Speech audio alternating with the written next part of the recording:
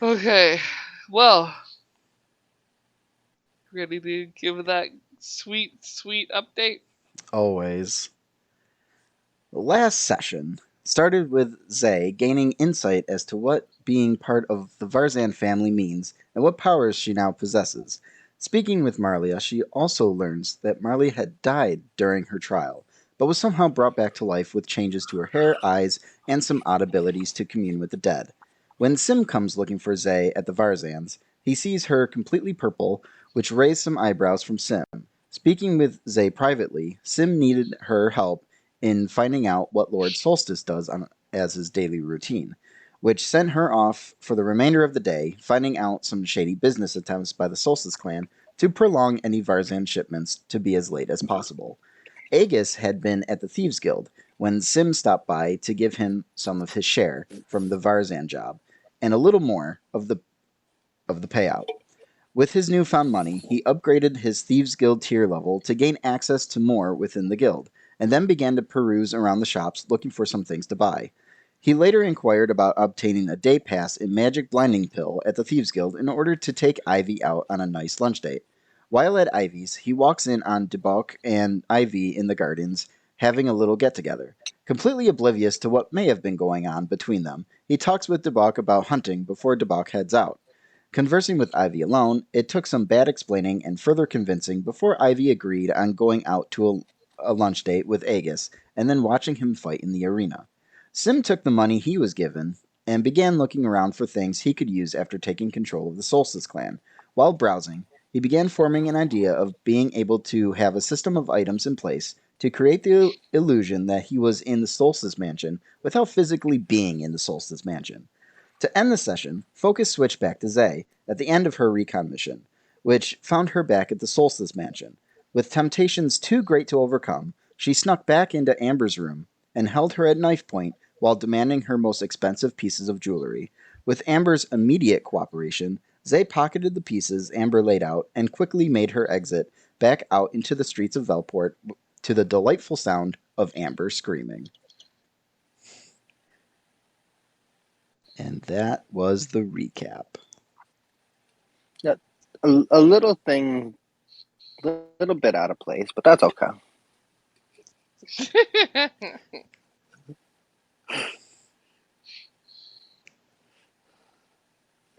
That's hurtful. Well, just some things were mixed up, but you're I definitely better at mean, doing the y'all are recaps than out of I time am anyway. anyways. Who says they're mixed up when y'all aren't on the same quite exact timeline? So I gotta get y'all in the same friggin' spot.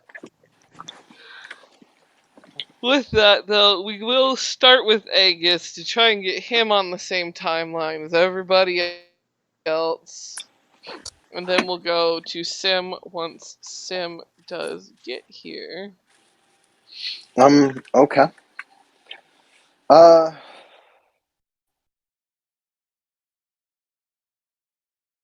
where would I go for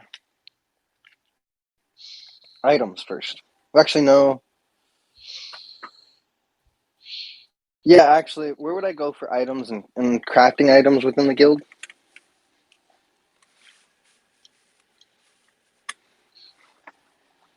Because I can't currently afford a tattoo probably of what I would be doing this with, but maybe an item would be cheaper. So, buying an item or like making an item?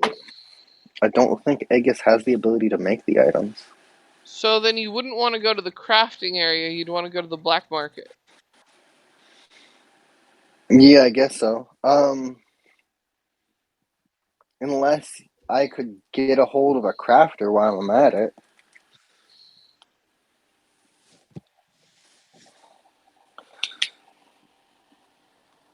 Although I also want to get a hold of a pocket healer.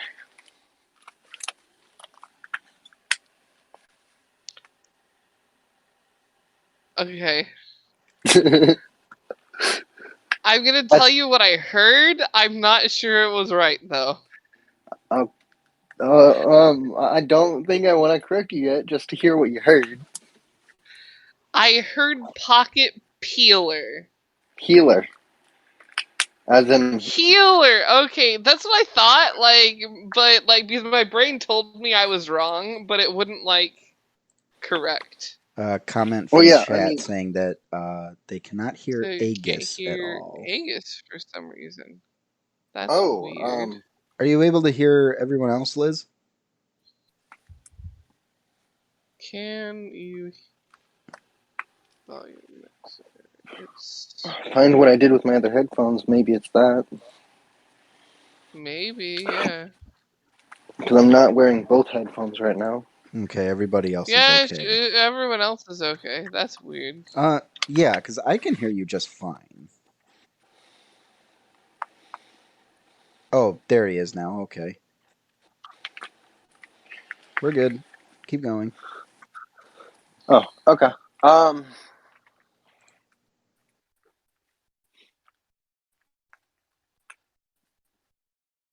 So I'm gonna try to get an item that's gonna basically be a way for Aegis to have a magic orc costume, so to speak. You basically hold on. You want a A way for Aegis to look like an orc without using concentration and without it breaking due to damage.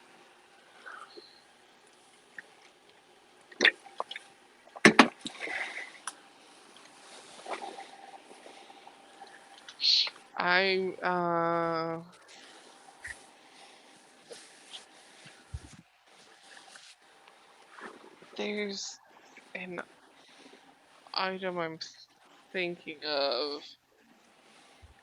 I can't remember what it's called. It's a homebrew item that's basically a like a costume in a can sort of thing.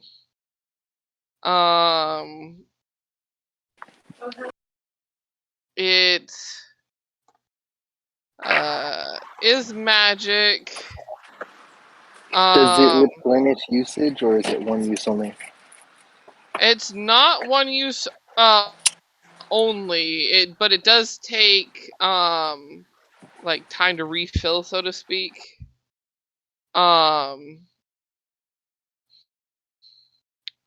Where in your case you would get the orc one, and it would have everything you would need in it to become an orc.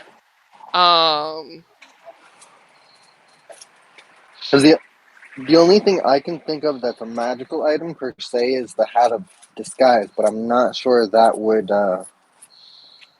I think that one already requires some knowledge in disguising yourself, doesn't it?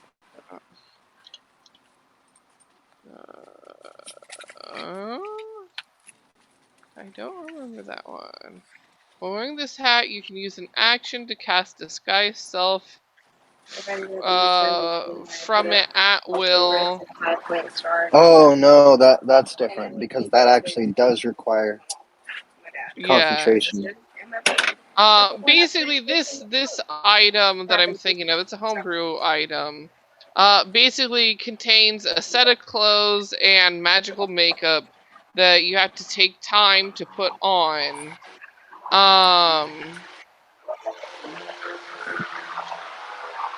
And you are basically dressed up for until you remove it, or 8 hours is when the makeup starts to fall off, peel off, sort of thing. But because it's Okay. magical, it does a bit of transformance sort of thing. Okay. How much would that probably cost him? You'd We'll say that one. We'll say 200.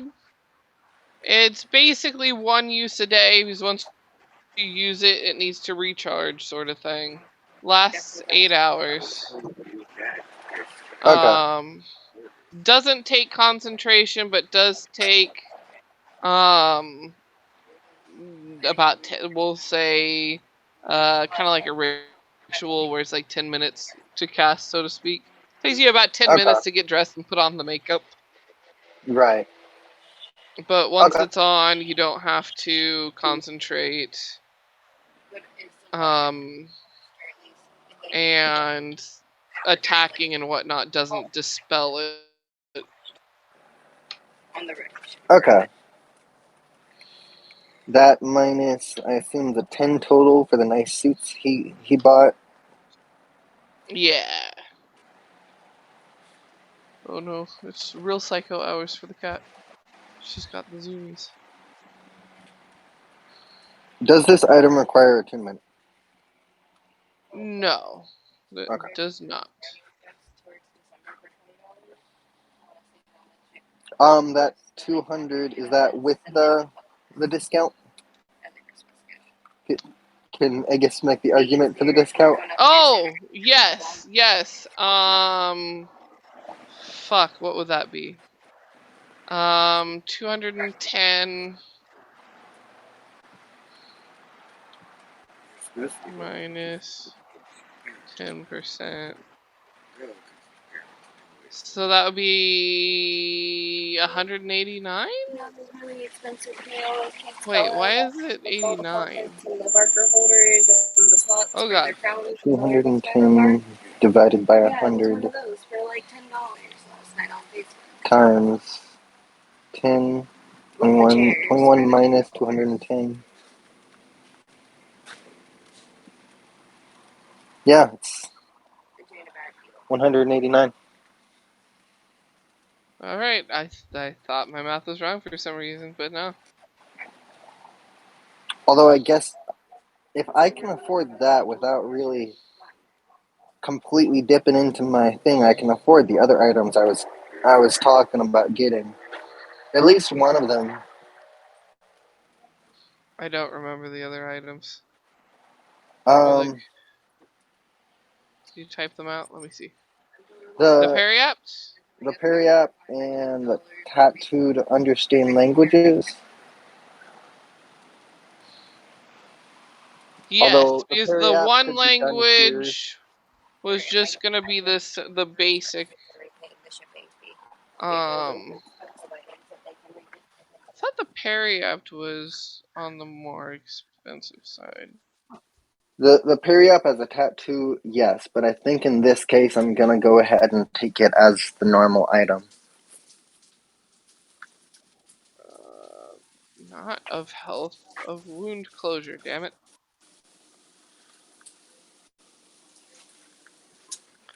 Oh yes, because it was an uncommon item. Yeah, it's an uncommon item, but I think the item itself only costs like 100 gold, but as a tattoo it would be like 400 gold.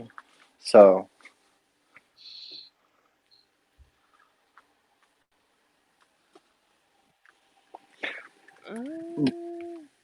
but it's all around a powerful item to have for Yeah. As a tattoo, it was closer to the 400 price for multiple tattoos you were talking about, not just the one. the I think for the periapt of closure tattoo and the ear tattoo, the single language tattoo was the 400 total. I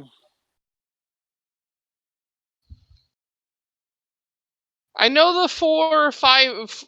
It was either 4 or 500 total was for 2 items. I don't so remember which 2 combination it was. I don't I think I'm know the gonna be going periapt for the was one of them. periap as the tattoo anymore because it's just cheaper to get it as an item. And Aegis doesn't have any attuned items as it is, so why not? Pretty much. Yeah, you'd be able to find that out there. Because I believe as an item it was only 100, right? Yeah, because I found it for like 100 was like the middle point for like a couple of the prices that I found it as online. Right, and then 10% of 100 is 10, so that would just mean adding 90 90 to the total. the total, yeah. And if Because it would definitely be two different shops that you would have to get this from. now the real question is, would the understand language tattoo, what was that one on the more expensive side? To understand all languages? The language one, it was the more languages you wanted it to encompass, the more it would cost. Oh. So Aegis probably can't afford to go over to Reds this time then. Okay.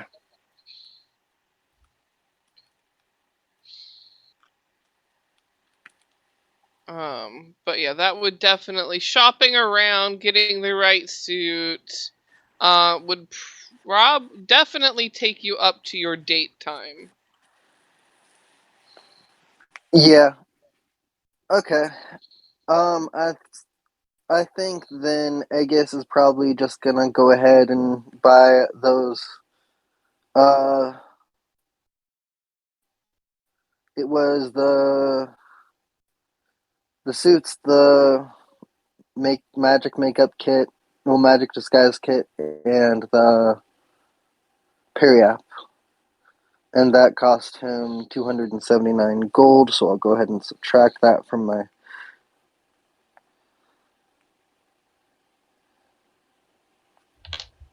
Yep, you would indeed subtract that, and you've got those items now.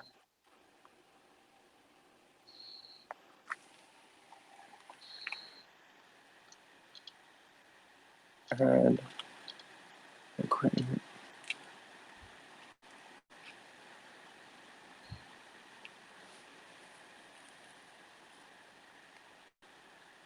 okay.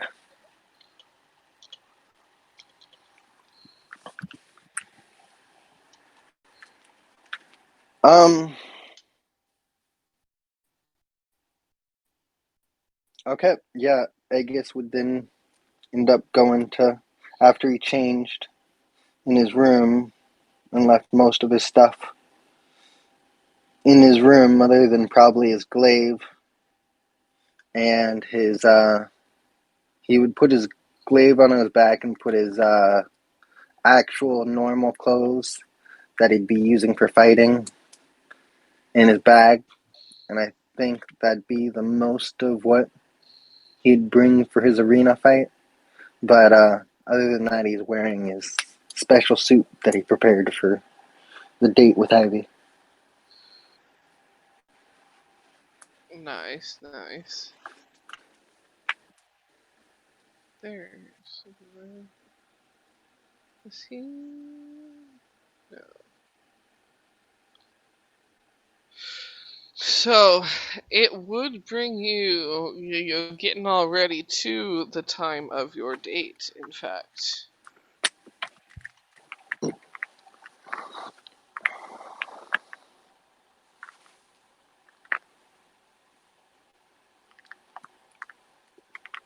And when you go to your date, um, you get back to her Ivy storefront, and you do you see she's closed the blinds on her storefront windows. And there is a sign on the door. Um, that says closing early, but not closed just yet. Please come in, sort of thing. And the open sign is still up, but you can tell that she's in the process of closing things down, basically. I assume it's not locked. No, I guess I come right in. Yeah, it's not locked at all.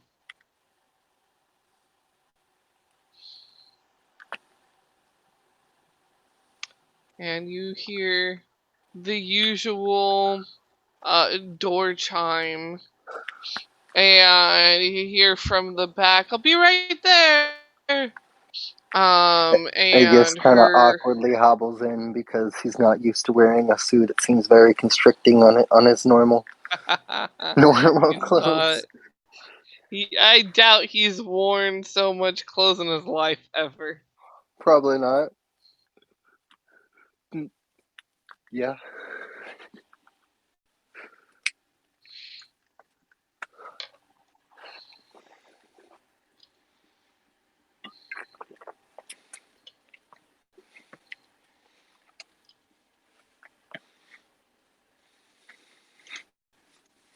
I just imagine the exchange between the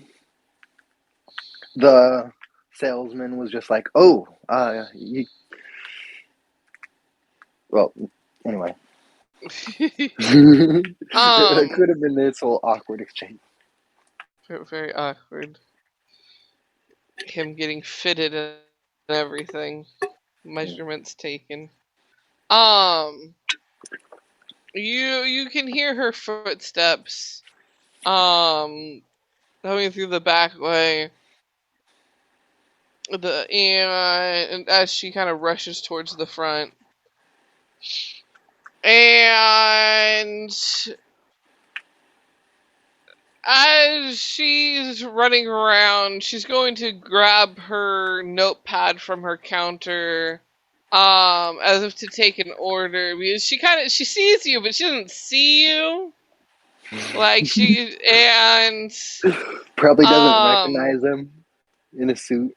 in the quick glance, she definitely doesn't realize that it's you until she turns and looks up with her notepad, like ready to take down an order, and goes, "Oh, Aegis, I don't think I've ever seen you in a suit.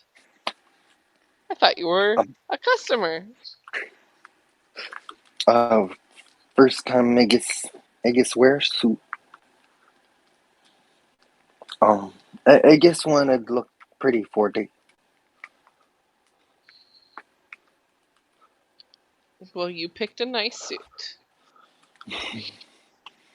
She puts down her notepad, goes, "Well, I am all ready to close up the shop.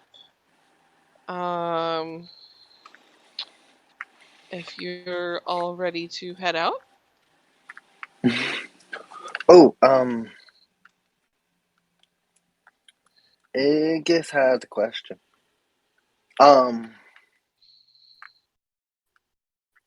You,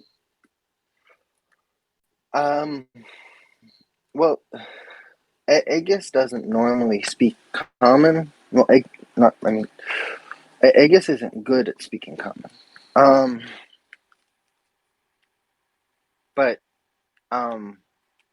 well, Ivy doesn't speak Elvish, and well, I have another option, and I've used it before. But can I talk to you in your head for now on?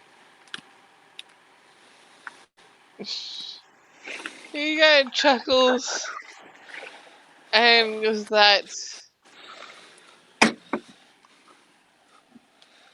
"Well, I guess I don't mind. I get odd looks from people around anyways. If they think I'm talking to myself, they can think I'm talking to myself, I suppose."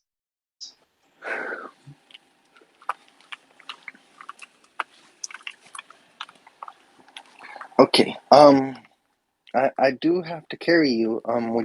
Would you like me to piggyback or cradle? Or I can Well, carry lots. first let me lock up. And she kind of walks him out front. And she sets up a couple things. So turning on a couple of the wards that she has to protect the building. And she goes, for safety, I think I'd rather picked up. Just really, as long as I'm just not carried like a sack of potatoes. I think Aegis just goes ahead and scoops her up, cradle style. Princess Carrie. Yeah, and um, I think he could probably carry her with one arm in this. Completely honest, he just sort of scoops under, but then he's gonna like offer her the pill.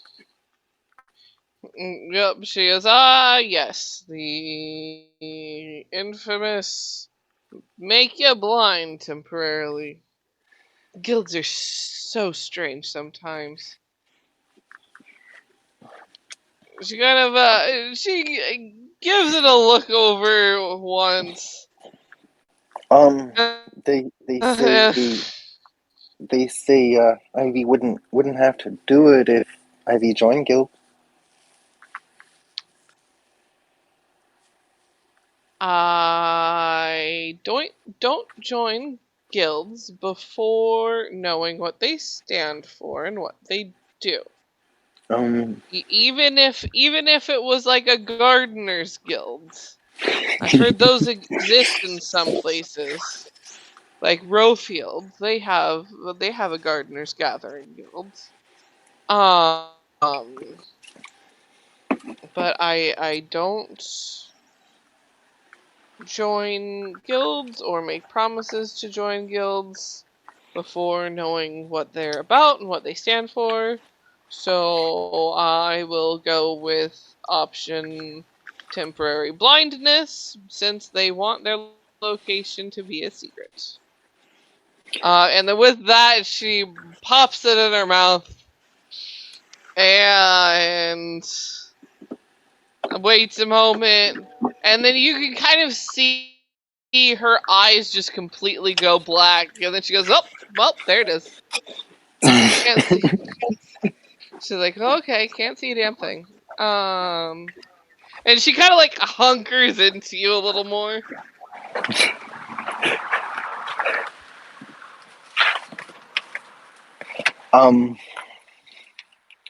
I I guess you can't see how flustered he probably is, but Not in the slightest. Explicitly so.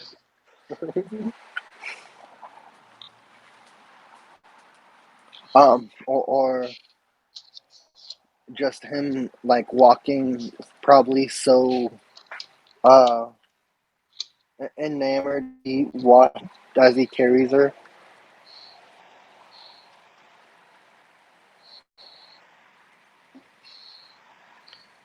Well, then you carry her there and get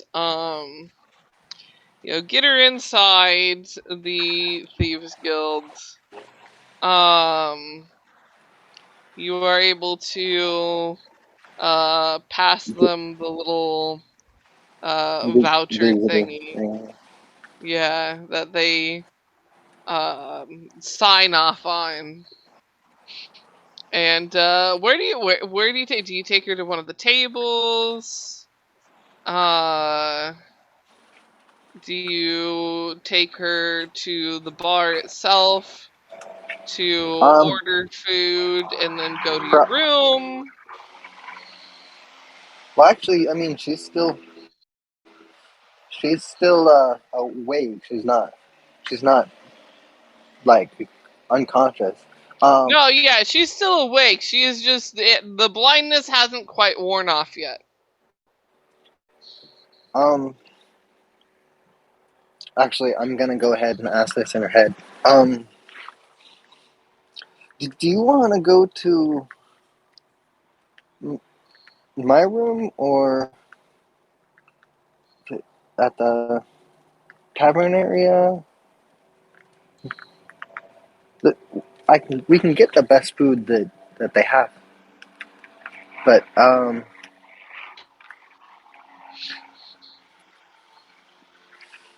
She kind of says, I guess I don't have a preference. I mean, I don't know what it looks like here yet, so I can't quite say. She kind of like goes to look around a moment and tries to like blink. Trying to see if that'll get it out of her system faster. Um, but she kind of focuses in on the room, listening around, and there is some hustle and bustle, but not too terribly much. And she is, why don't we sit at a table for now? Then once I can fully see and get my bearings, then we'll go from there.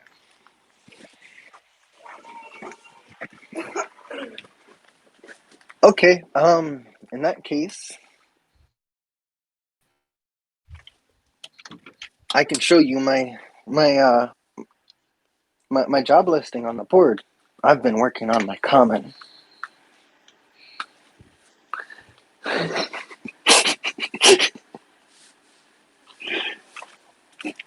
He seems very proud of himself, even though. It's like, oh, good, you've been practicing.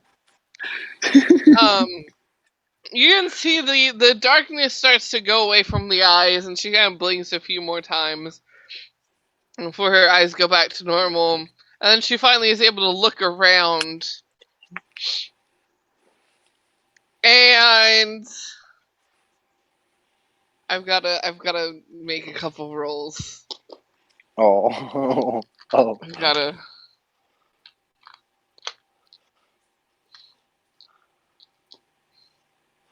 Oh no, that's a nat 20. She puts 2 and 2 together quick as fuck where she is. Oh, just straight up nose. Her blindness comes back. She like blinks a few times and looks around, and she spots the wanted wall, spots the job board, spots the mail area, sees that there's a couple different hallways, and just Aegis, is this a thieves guild? Oh. And she is like a lighter shade of green. Yes. I.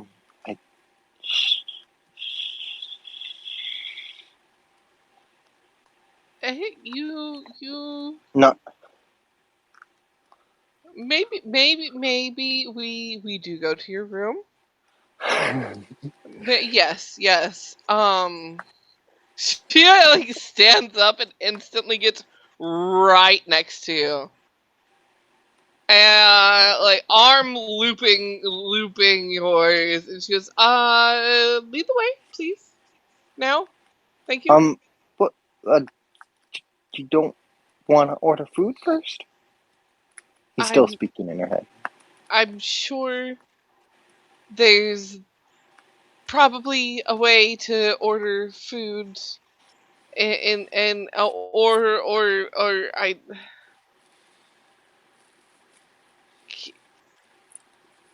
can we maybe tell someone on the way to the room? Um. She There is a tight grip on Aegis's arm. I'm gonna cast telepathy to the barkeep and say, can you send someone to my room so we can order food?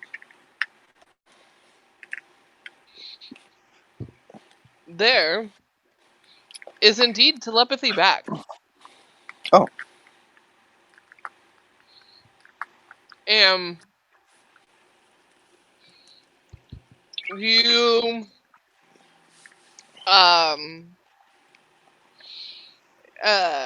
get the response, your name so I know which room to send a barmaid to. Aegis?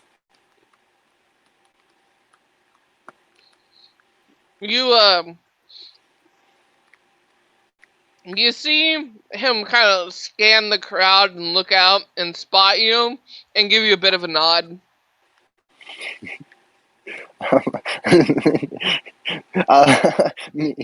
Maybe I pick you up again? At Ivy. She's sure. Sure, yes.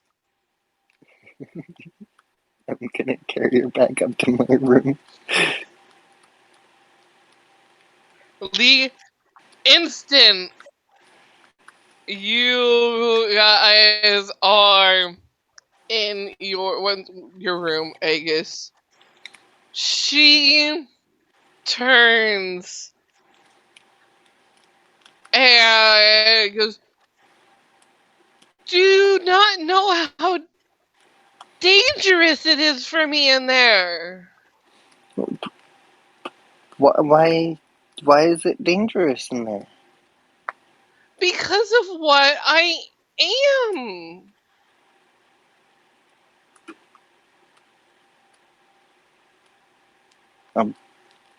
Some I people need pay to. a high price for my kind.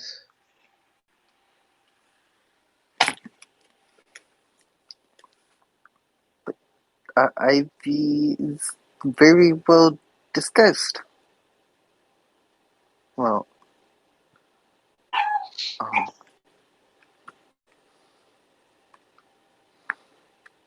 But this is like a hot spot for people that don't have morals and will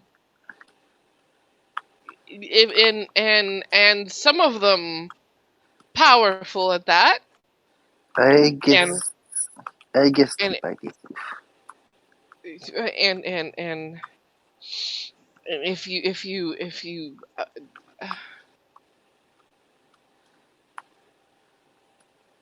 I guess can keep Ivy safe. you say that, but No one's stronger than Aegis. that is still yet to be seen. I think you are very strong.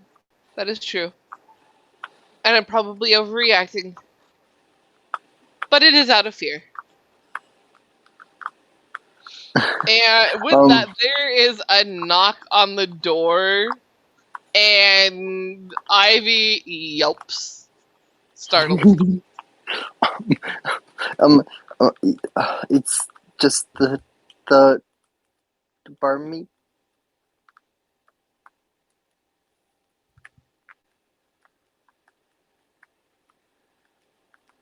And she goes, oh, yeah.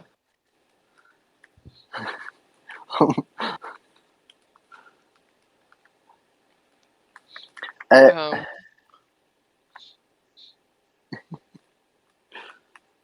does Aegis open the door? um,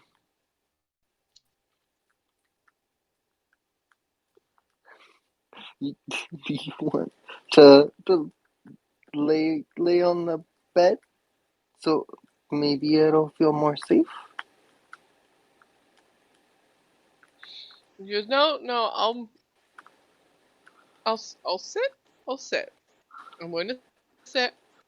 You should answer the door so the poor lady doesn't have to wait. Or gentlemen, whoever takes the orders. I guess I'll go open the door.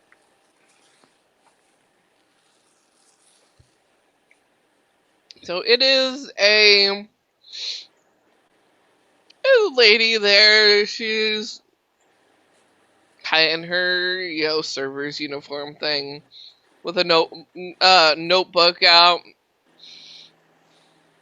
And she looks at you intently and goes, "Order, please." Um, what is the menu? What do you want the menu to be? Oh, wait, anything?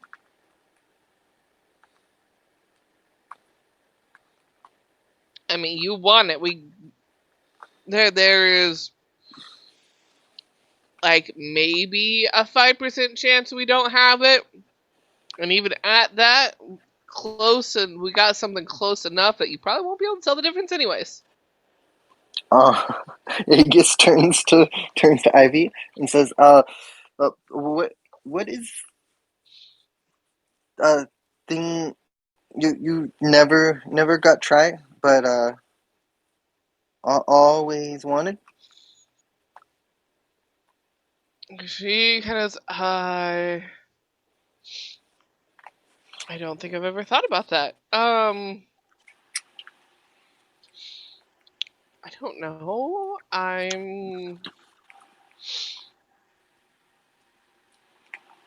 Well, Lisa, do you have any seafood that's not from the area? And the waitress kind of nods and goes, "Oh yeah, we've got stuff from all over. We can bring you some like a seafood platter. I can tell them to mix it up." And the Ivy just nods, and the waitress looks to you and goes, "So for you, big guy?" Um, do you have food of tribes of Ironwoods? She goes, "Oh yeah, we got stuff from the Ironwoods." Um, Shoot, I never thought of what he would probably want to eat the most. Uh, the surprise. Something from Ironwoods. I'm from the Ironwoods. Alrighty. She jots that down. Goes, "I'll be back later." He stops her for a moment and says, um, is big D. Uh, don't disappoint. He's like, she nods because I got you, dude. We got you. You can see her jot down on her notepad is a big date and underlines it a couple times.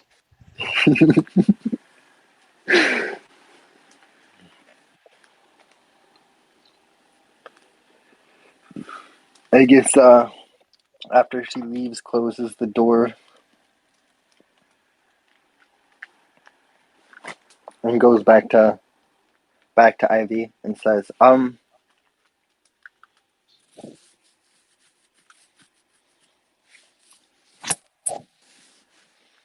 I, I Sorry, I just read something one of them typed out.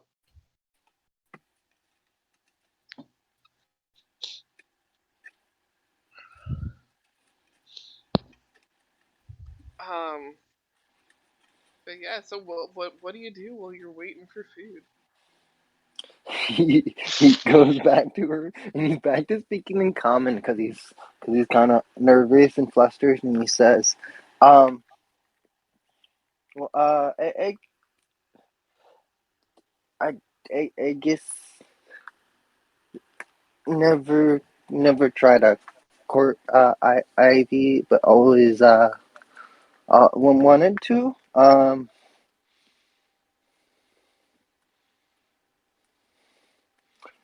Uh, maybe Ivy tell Aegis more about her.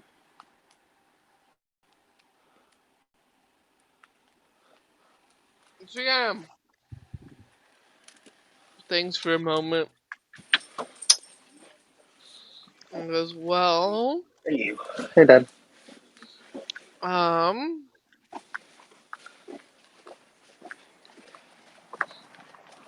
mm, she goes,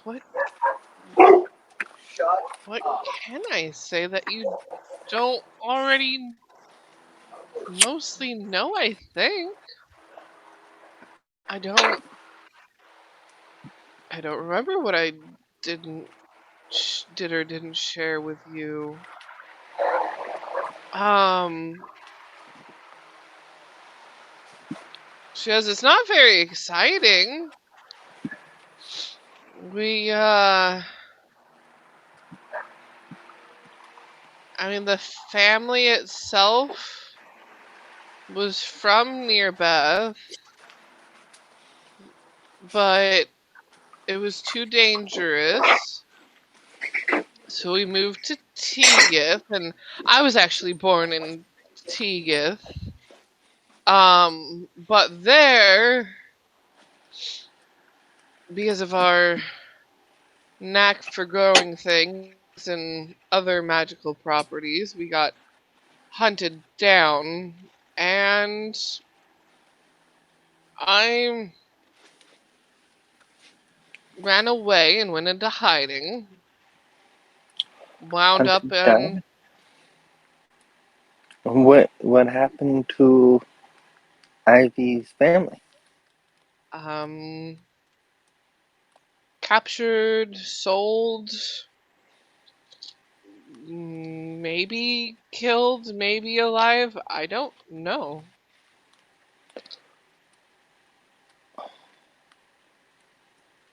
Aegis should start looking for trying to find Ivy's family. Um,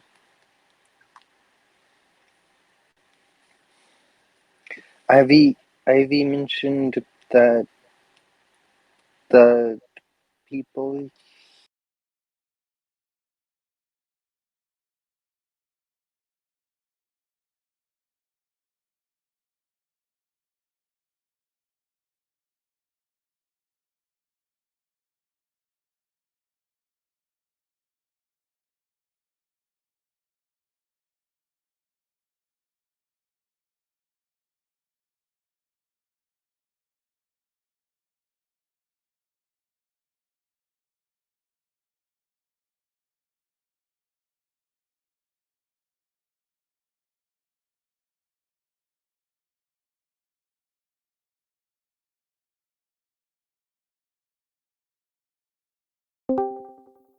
The people that buy them are usually very wealthy and well off. But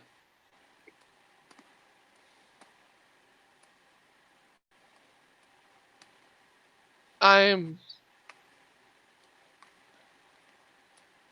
I just remember running for quite a few years from, well, different mercenaries that, when they figured out what I was, wanted to sell me for a pretty penny.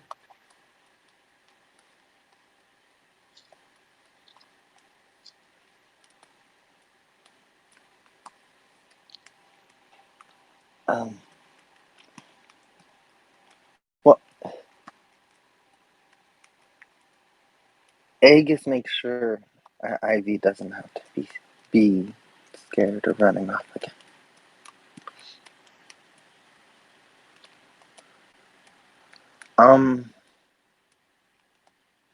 She says, well, I can't make any promises, that won't happen.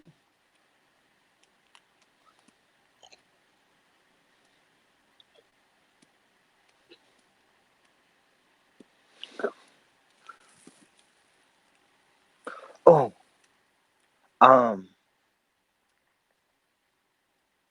maybe if Ivy comes back to tribe with Aegis, Ivy be safe with Aegis and tribe.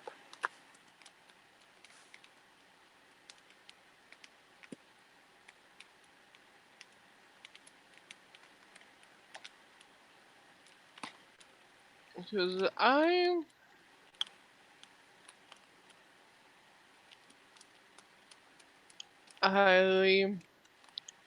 like society enough to try and hide within or near civilization.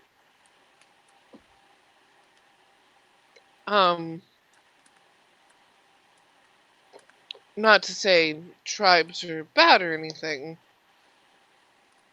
I just don't know if I would fare well in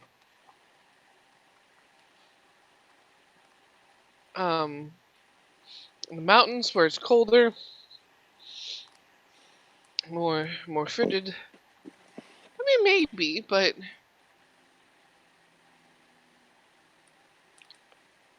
Ivy would do very well. Ivy be treated like priestess, like um holy person. she goes, well, I am not a priest or priestess, but I appreciate the sentiment of that. Oh God, not hiccups. No.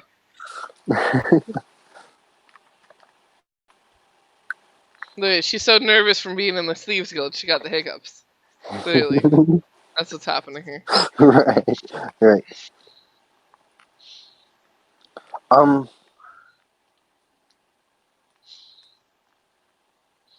but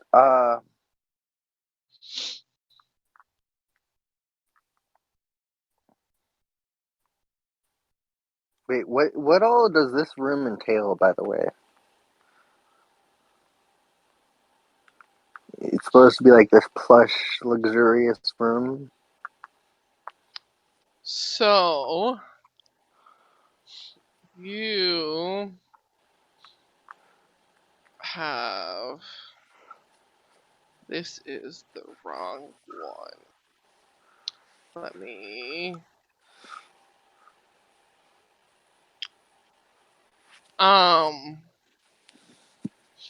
So it has like a nice desk with a comfortable chair.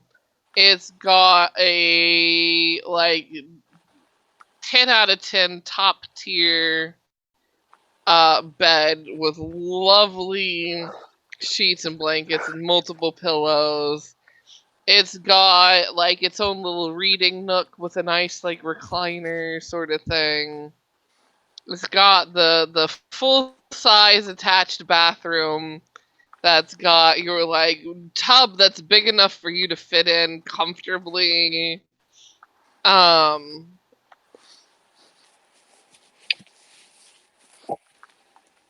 it's got your like dresser and closet sort of thing. And it's got the attached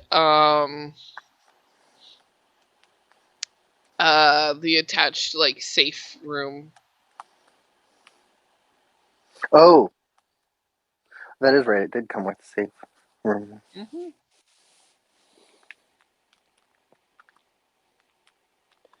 Um, out of curiosity, I mean Aegis probably wouldn't care, but is there like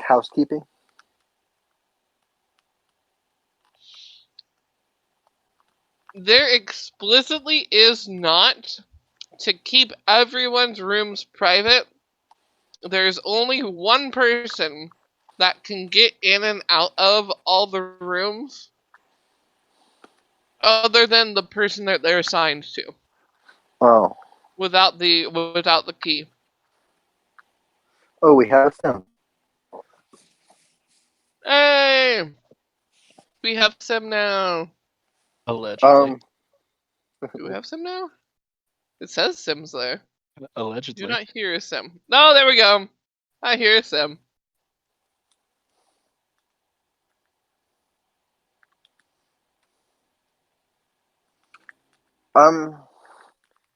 Maybe we eat in bed.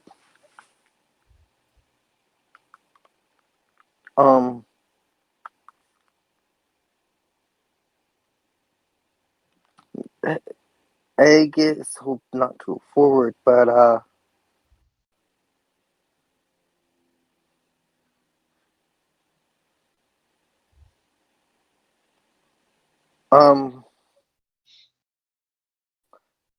Aegis is gonna switch to like telepathy and say,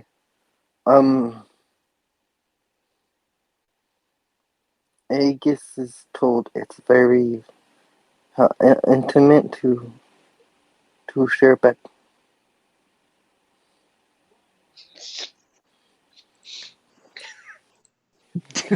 Oh no, it's another birds and bees thing.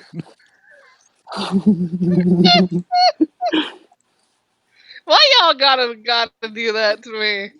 Why y'all? You and freaking Solo. I see you in there, Solo. I see you in chat. I saw that comment.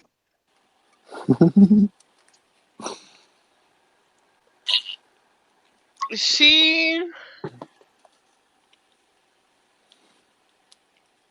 turns so dark green in the cheeks. And she kind of stammers for a moment and goes,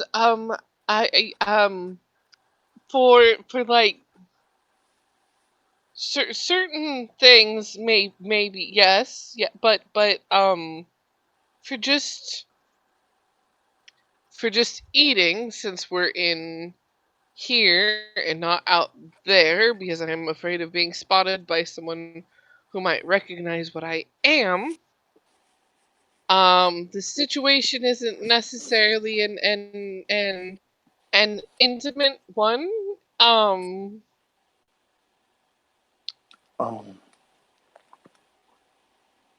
It's not.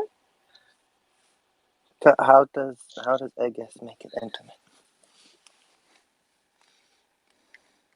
He is he's definitely darkened green as well.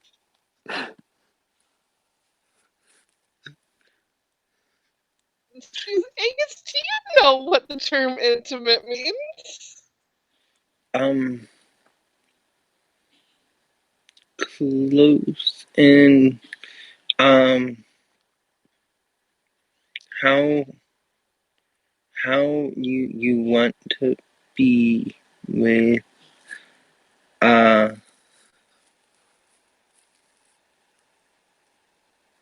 someone who you really like and you want to be with.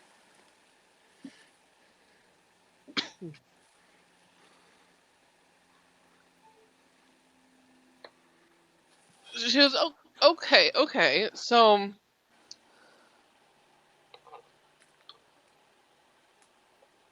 yes, but in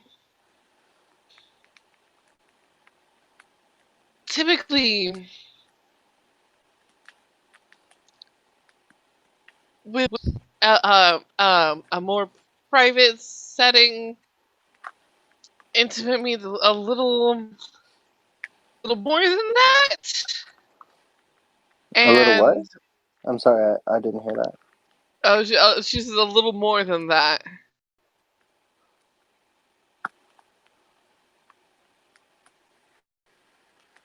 Aegis looks at her confused. Um,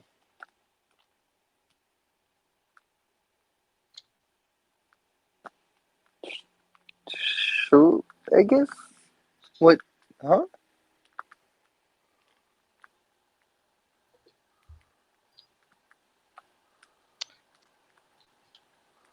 Um,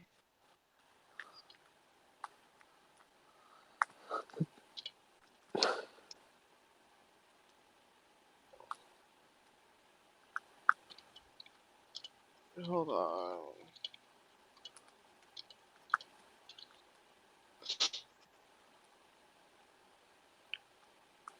So, she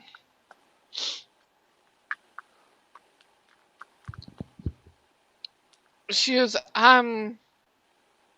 typically typically you have a few dates to find out if you like someone before you get to the more intimate and side of things. I guess there's more to it than that. Where this setting, as in the bedroom, um could be intimate, and if it was for a different situation, as in if I was not absolutely terrified of what's out there, um,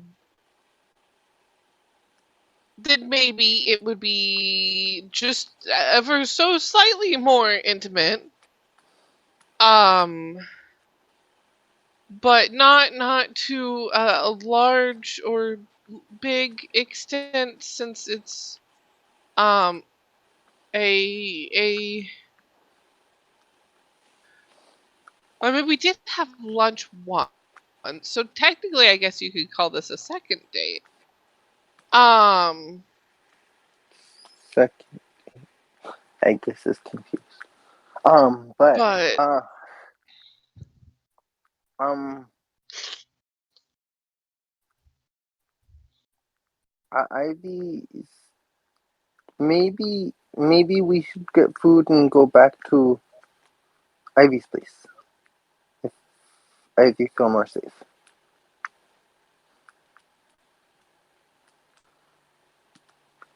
But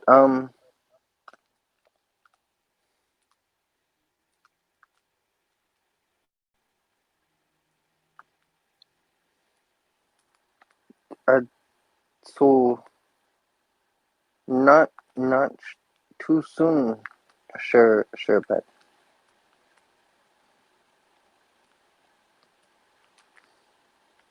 um, Aegis doesn't know when too soon or too late is. Um,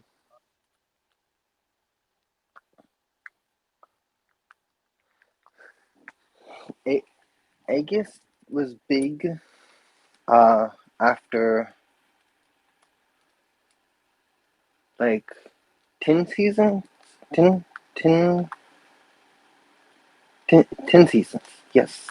Um, 10 or well, more than Aegis can count on hands. Um, but not like people of Aegis tribe turn big after many more uh many more seasons than Aegis ever experienced. Um, and they say you know someone for more seasons than Aegis experience before ever uh being intimate. it depends on the person and the people.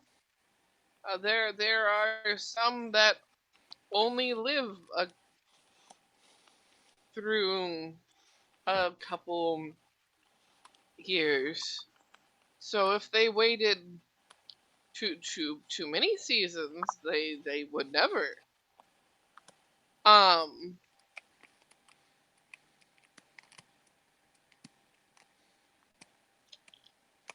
but it's not necessarily something you just. It's definitely a later topic, like a topic that maybe should be brought up after a few dates of getting to know each other and in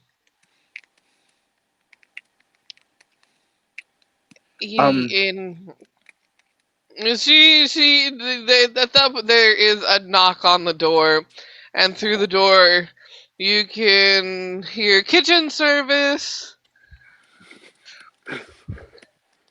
Aegis goes to the door, and I guess he would take the meals, whatever they are. We both gave kind of vague descriptions, so I'm very curious as to what it's gonna be. So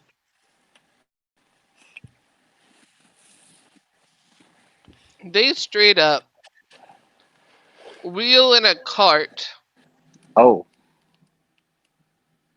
that top tray and bottom tray are filled with foods.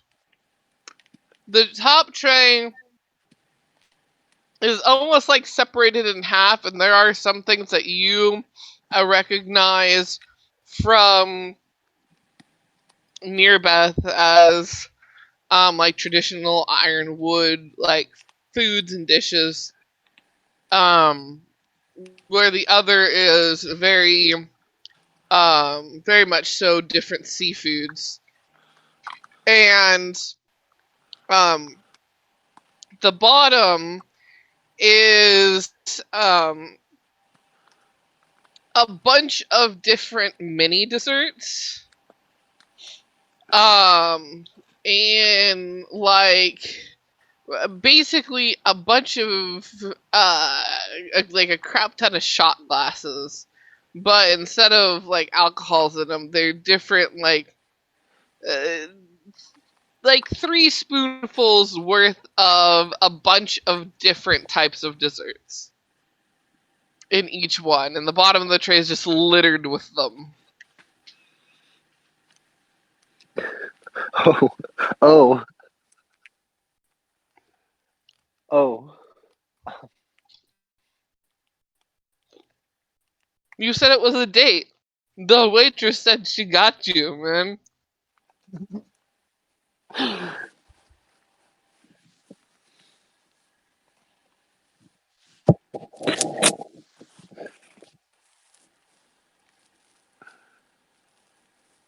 Also, this is like the first time Aegis ever ordered food since upgrading his level.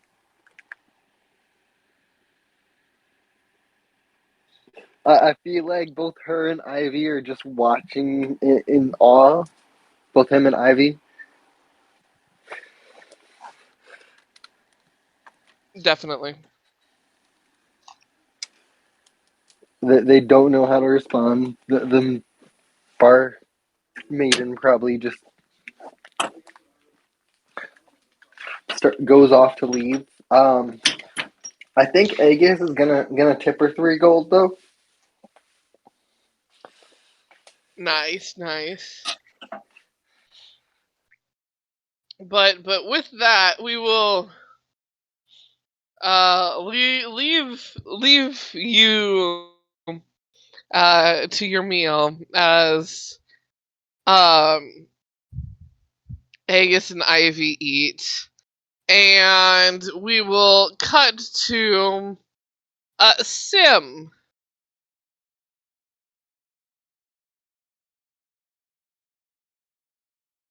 Howdy.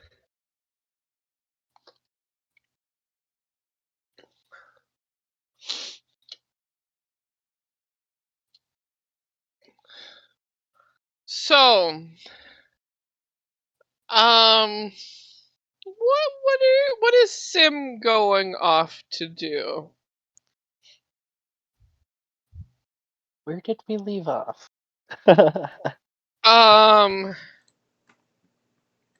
I know you had like given Zay a job to do, and also had partitioned off Zay's portion, as well as You Me had and Zay and finished Aegis.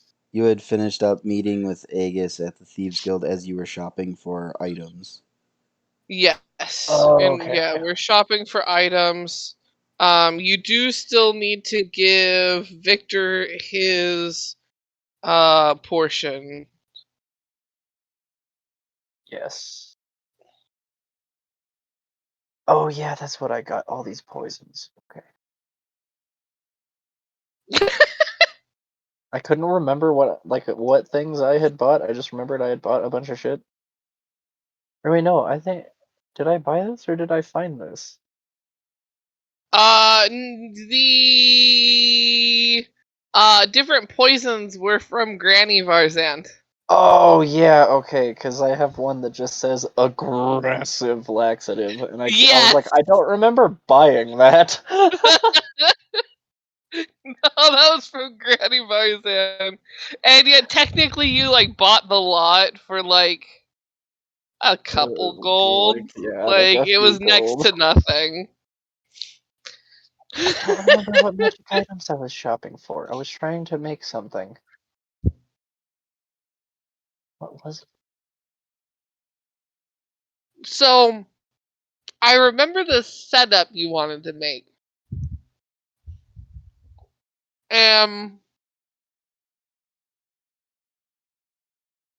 Oh So you yeah. wanted It was I I talked to Red about it, and I needed money.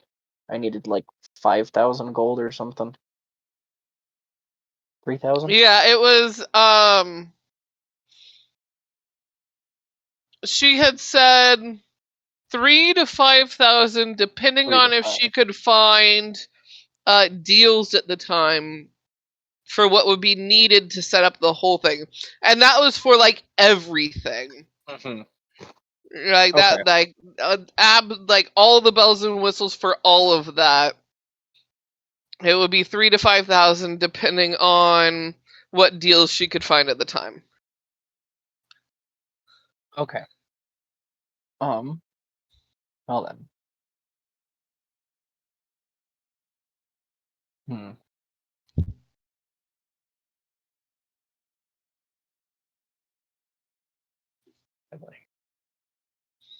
I need to get money. Quickly. That's a whole mood, brother.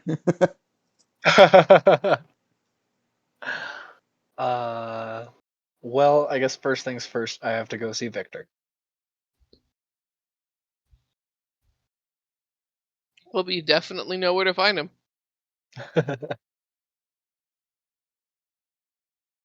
Sim's like runs across town. It's books it He's just back like, to Victor's like place. bum, bum, bum, bum, bum, bum, bum, bum, bum. Just fucking smacking the front shit out of the front door.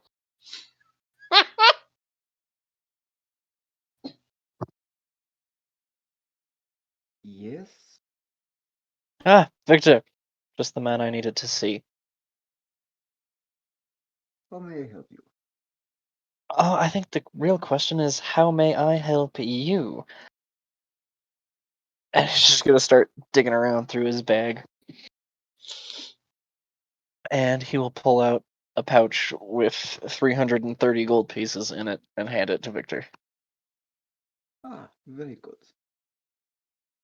Payment for our job with the purple ones. I'll just put it into one of his pockets. So,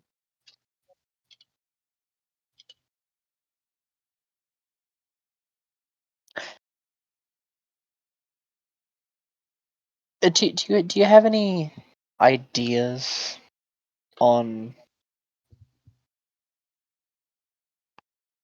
procuring your shopping list?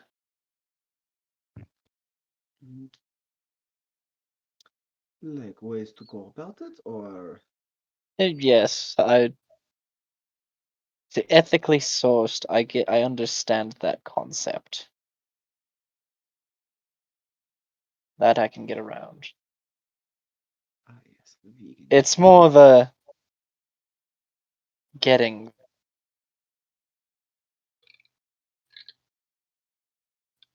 Well,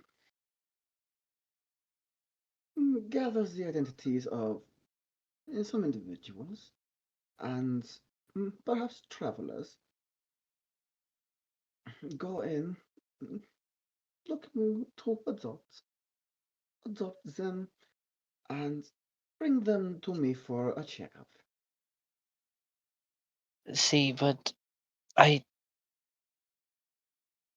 My one thought is not a lot of orphanages have very much a very high frequency of customers. So suddenly a bunch of people showing up randomly, that I feel like that could raise a red flag or two, especially if all of them end up going to you. That is why you don't take the same route or do it during the daytime. And you don't do it every single day. Do Well, one every few days. so wait, are you wanting me to just like crawl in the window of an orphanage? No, no, no. That uh, would be efficient, but no, we pay for the work. Because I also don't think that adoption is free, and I need money. I will be able to provide for the adoption fees. I have ways of getting money.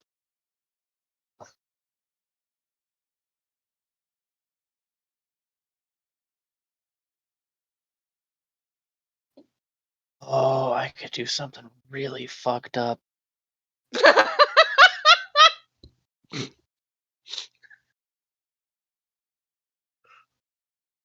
Because you can try, I can go a size smaller, right? Yeah,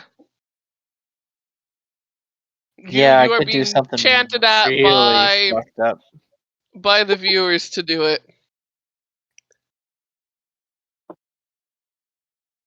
Okay. They want you to do He's the gonna fucked up thing. Do it for the no. mime. You're just gonna lure them all. Do it for chat. Oh. Peer pressure.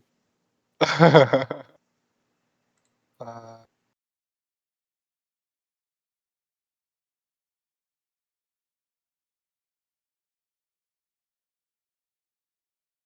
so wait, explain to me the finest specimen again.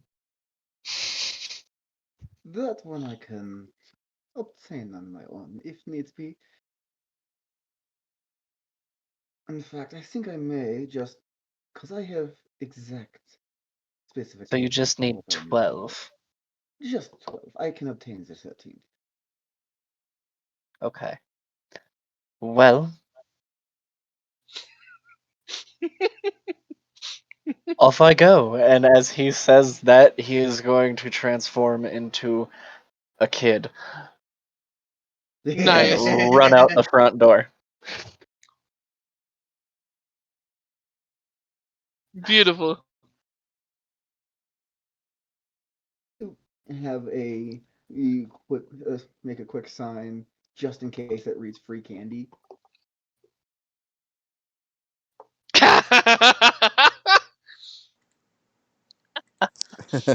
Victor also I paints his want house to white. emphasize Warm that scrambled egg. Originally, the quote was ethically sourced children. Ethically acquired 13 children. ethically sourced children. Children. Now it's 12 questionably acquired children. I just need the children. I just need them to be orphans because orphans don't have families that ask questions. It's simple. It's 5 p.m. in Bellport. Do you know where your children are?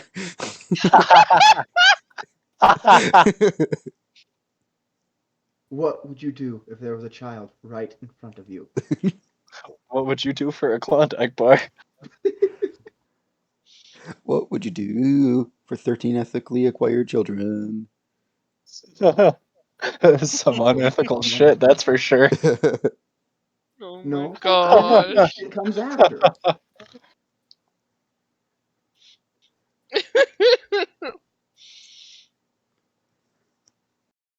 Oh my gosh. Okay.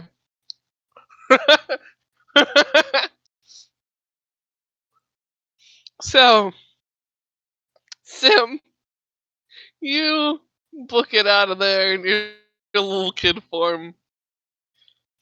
Where are you heading just to, like, around the orphanage? Yeah, my main goal is like I guess my main mark would be street rats such as myself. I kind of like follow them around a little bit, see if they just go to like some little hideout or if they go to like an actual like established place.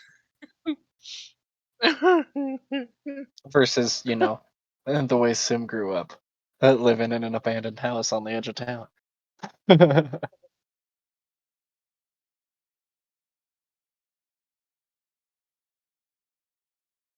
Roll me a perception check. Oh boy, I'm not very good at those. Holy shit, 19. Nice. So you're wandering around, and you end up finding a gaggle of. Let's make a roll for it. Well, you find a gaggle of 7 kids that all definitely look hoodlamy. And you did follow them around a bit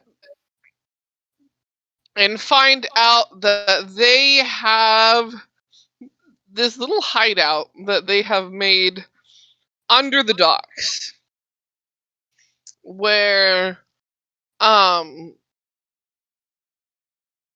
the newer buildings were kind of built on top of the old, but the old weren't necessarily fully demolished, and the old also weren't like the tide doesn't quite get high enough to fill up these rooms at all. Well, the kids figured out how to get into them and have made their own little hideaway, and there are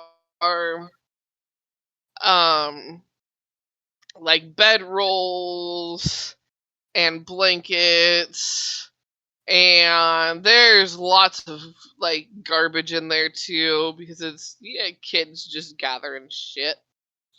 Kid things, drawings everywhere. Definitely kind of looks like they've been fending for themselves for a while. Oh yeah, this is the that you follow them there and kind of wait for them to go out again before kind of investigating in there itself. You're not one of the close knit group. Yeah, so they might be weirded out by a new kid finding their zone, sort of thing. Yeah. But you're able to check it out, and you had basically heard them go that they were going to go out onto the docks and try and go fishing. And before they ran out with makeshift fishing poles. So you would know where to find them. Okay. I guess it's bard time. Kind of like a stroll out there on the docks. Kind of, you know, that kid arrogance of like, oh, I'm so much cooler than all of you. Like, Yeah, I'm the cool kid on the block, sort of thing. I am all that in a bag of chips. Yeah, yeah. Strutting, just kind of strutting down the dock. All right. How many of them Yeah. are there? 7. 7 of them. How many of Yeah. them are? How many of them are? Hold on. I have notes. How many of those are about 4 feet tall? Let me make a roll.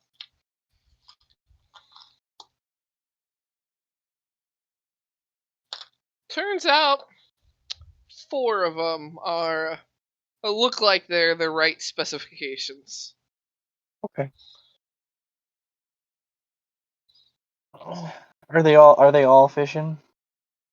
Yeah, they're all so a couple of them are watching, a couple of them are fishing, a couple of them are fighting over a fishing pole.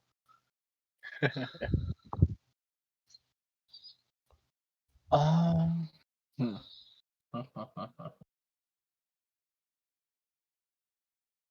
He's just gonna kind of like walk up to the couple of them that are watching, and he's just kind of be like, "Hey, what are you up to?" They look over the 2 that are just watching, and a couple of the other ones too, and they'll. Wouldn't you like to know? Well, yeah, that's why I asked, dummy.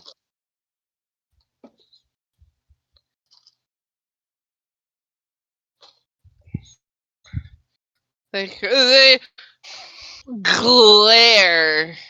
Give that stink eye that only a kid can. And we ain't no dummies, dummy. You're not a group, so you don't get to know.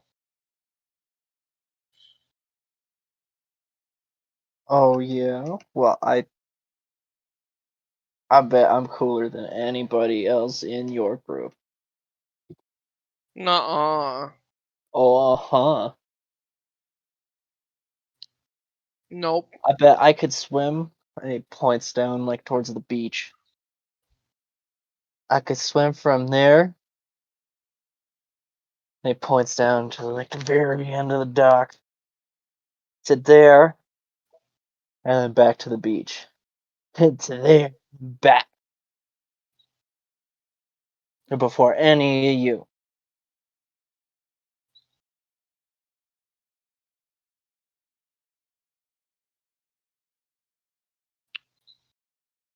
A couple of them look around and go, you couldn't be Billy. And uh they point to the one that's clearly the biggest out of their group. And one of them nudges them. And he goes, "What? This one's mine." And kind of gives them a shove. Clearly also the biggest bully out of all of them.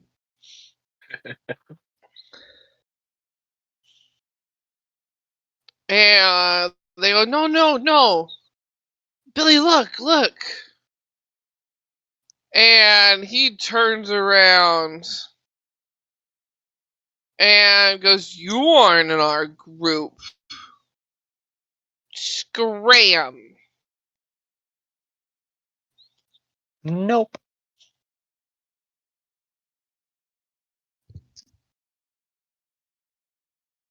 He goes, You should just go back home to your mama. You're not in our group. He's gonna kind of look to the other kids that told him he couldn't beat Billy. I was gonna look at them and go, "What? Is he supposed to be scary?"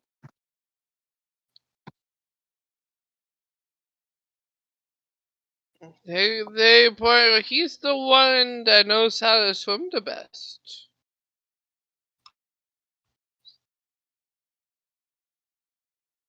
Oh yeah, well, I've never seen him swim. Well, we never seen you do nothing. Well, I've never seen you do nothing neither, and I've been watching you guys for a while. One of them pipes up. You've been spying. Yeah, you guys don't do nothing. Who's you been spying for?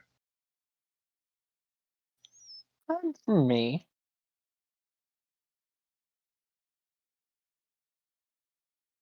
Why you been spying? I wanted to see if you guys were a bunch of babies like I thought you were.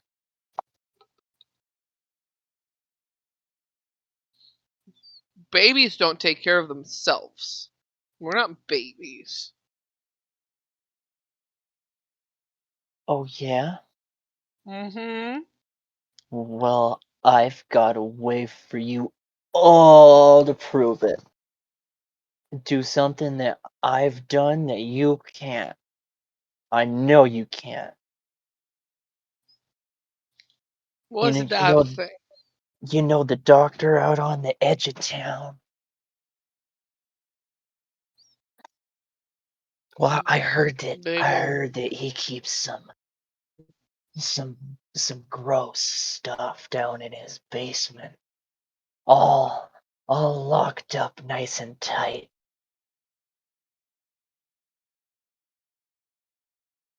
If you can get to the door into his basement without getting caught, then I'll know that you're not really babies. How's we supposed to do that?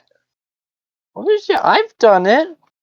There's a big old lock right on the knob. You couldn't miss it. It's got a big old gross face on it. I'm pretty sure he keeps monsters down there.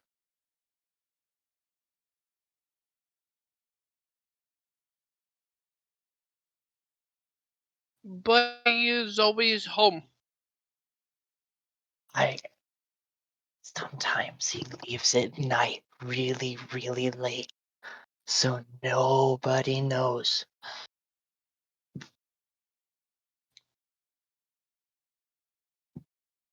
But you have to not get caught.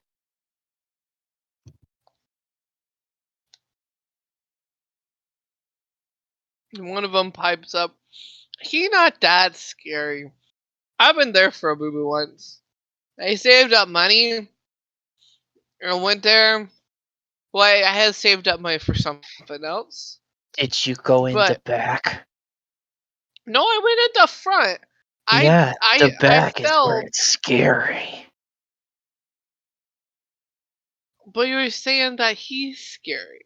And he's just kind of mean. Well, he's kind of mean, yeah, but that's when he knows that you're there.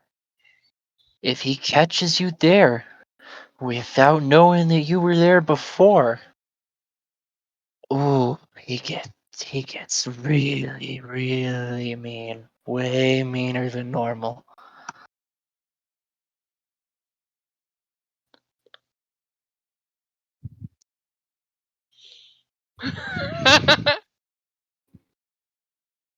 Chat has just asked, what if this backfires and the kids actually successfully infiltrate the doctor's place? That won't be a do. backfire to my plan. They're That's going what I right want. into the dragon's maw.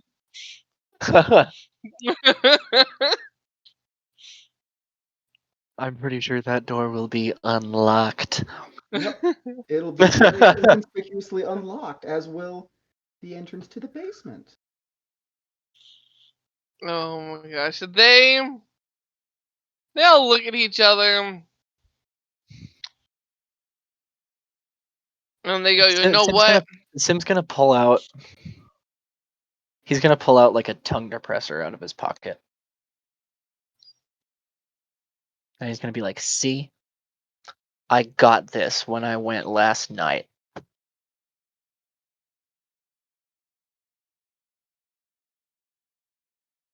Just to make him, just to give like, just like something that looks doctor's office-y. Yeah, doctor's officey. You It's know just like, what? "See, I got it last night."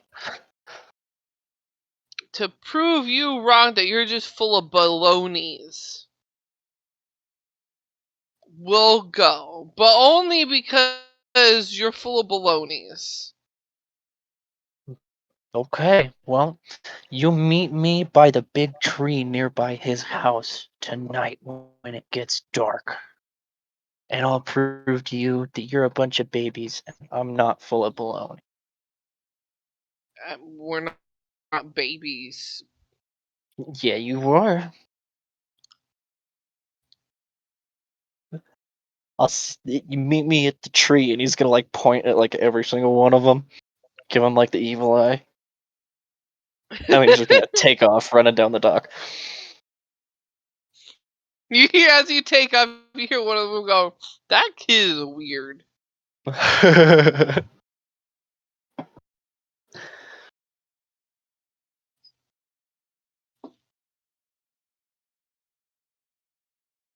um, he's gonna run back to Victor's, but there's gonna be a change on the way after making sure that there's not any goofy ass kids following him. Yep. What are you? Are you changing to your standard self? Yeah, just regular sim for right now. Yeah, you're able to get out of there, kid free for now. He'll run back to Victor's and kind of let him know the plan.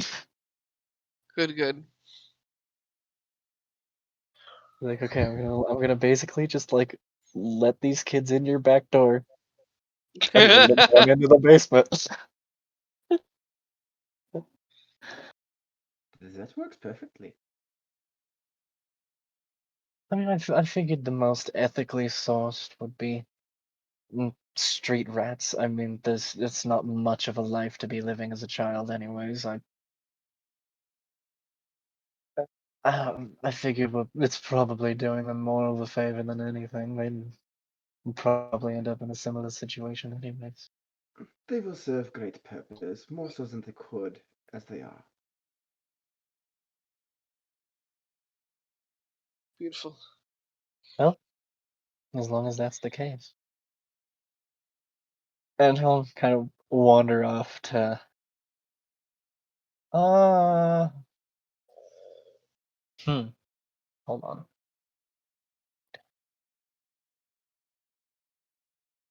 Is it notes? It is.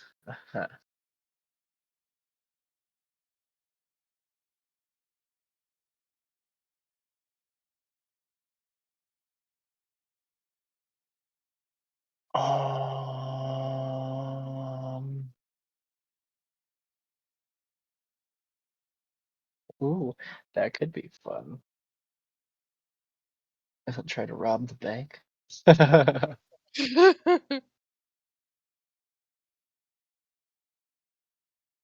Hmm.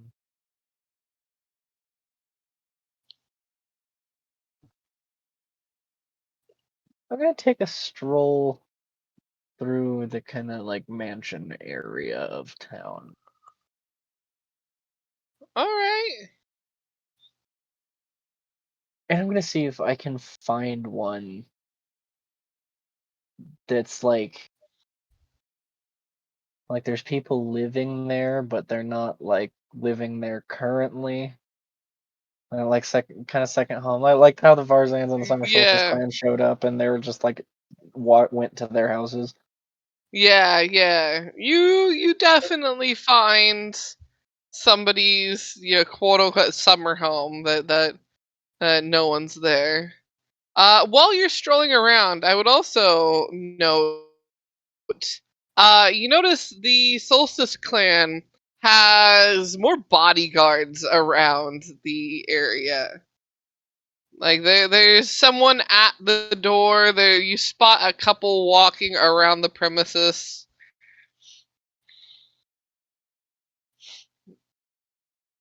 They are on high alert.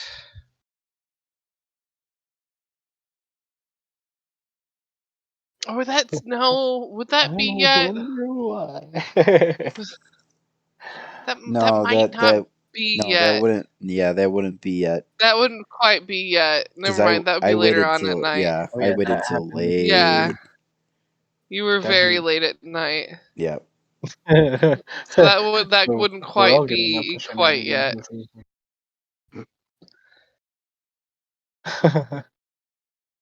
That's right.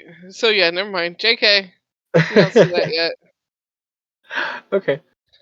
Yeah, looking for a lived-in but empty mansion. Yeah. You're able to find that easy. Okay. Gonna kind of look around, see if there's any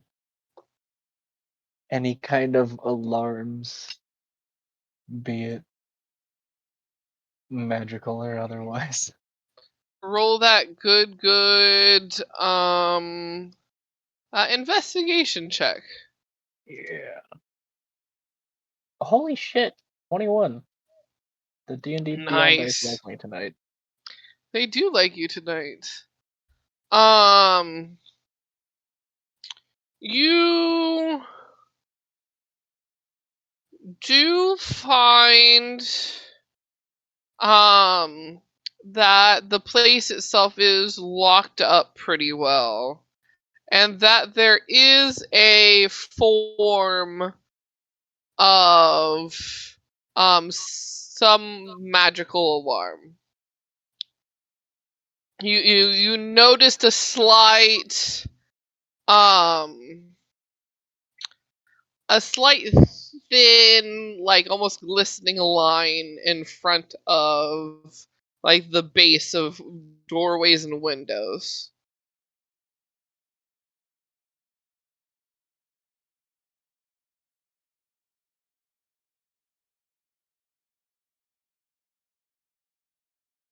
Does this house happen to have a large chimney?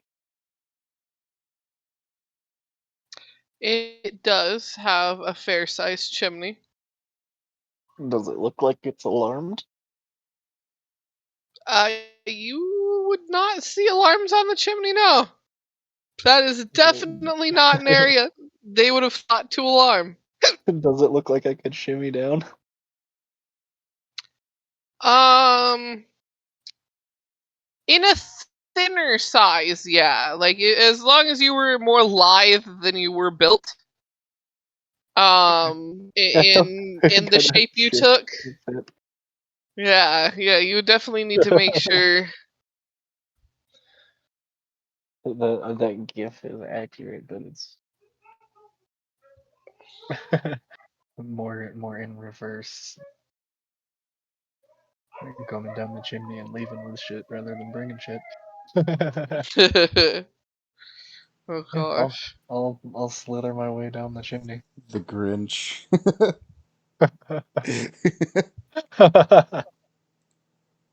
Alrighty. Well, before we go to what you're going to do when you go down the chimney, restroom break real quick. I'm gonna run to the restroom, and you guys, if you need to use the restroom or whatever, get snacks, what have you. I do need a refill on my water.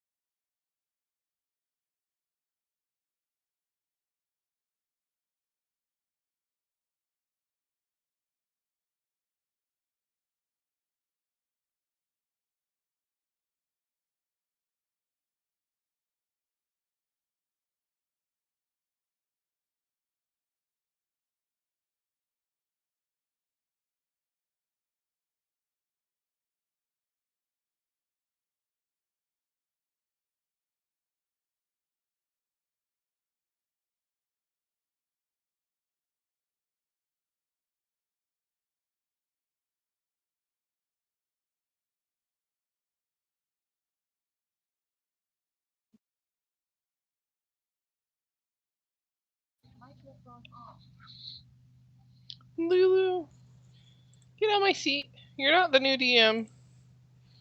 Ooh, DM's a cat now. Get on my seat. Get on my seat.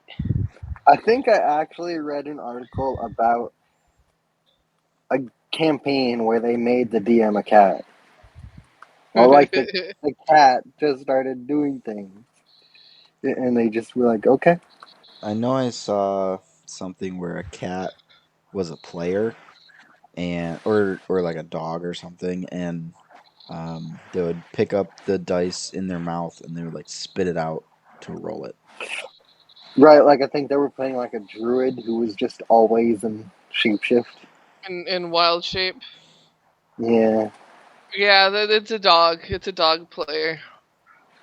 The dog plays. They even have those large, squishy dice that the dog will pick up and roll, and they play it. That the druid got stuck in wild shape.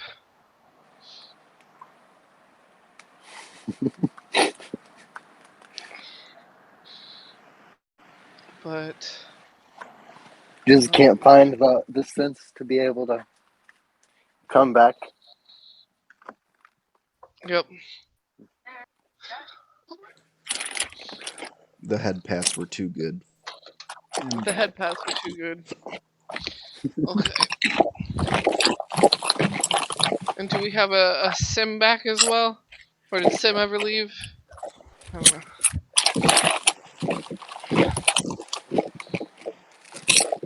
Okay.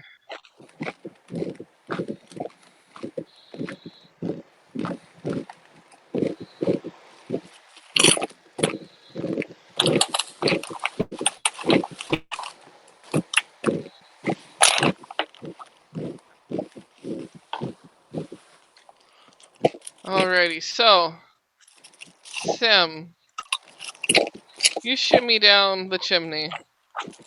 What are you doing inside? Um, for your valuable shit. Alrighty. Whether that be papers with interesting information on them or shiny things. Going the Z route, I Roll see. an investigation check. And I gotta make money, and the zero seems to be the most effective. An investigation? Yes. Okay. God damn, 19. Nice. Heck yeah. So, you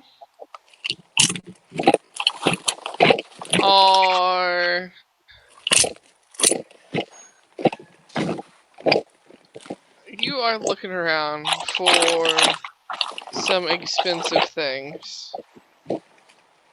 And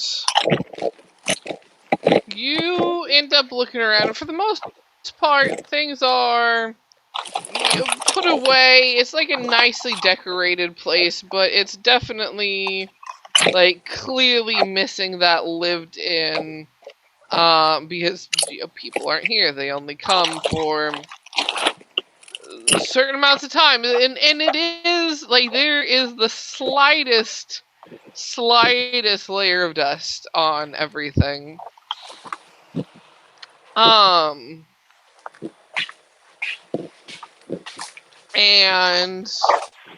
the things of note would be there is a nice set of like actual like silverware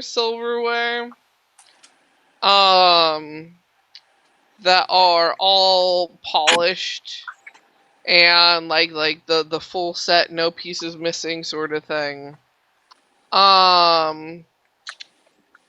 Upstairs, like you go up the stairs and look around it as well.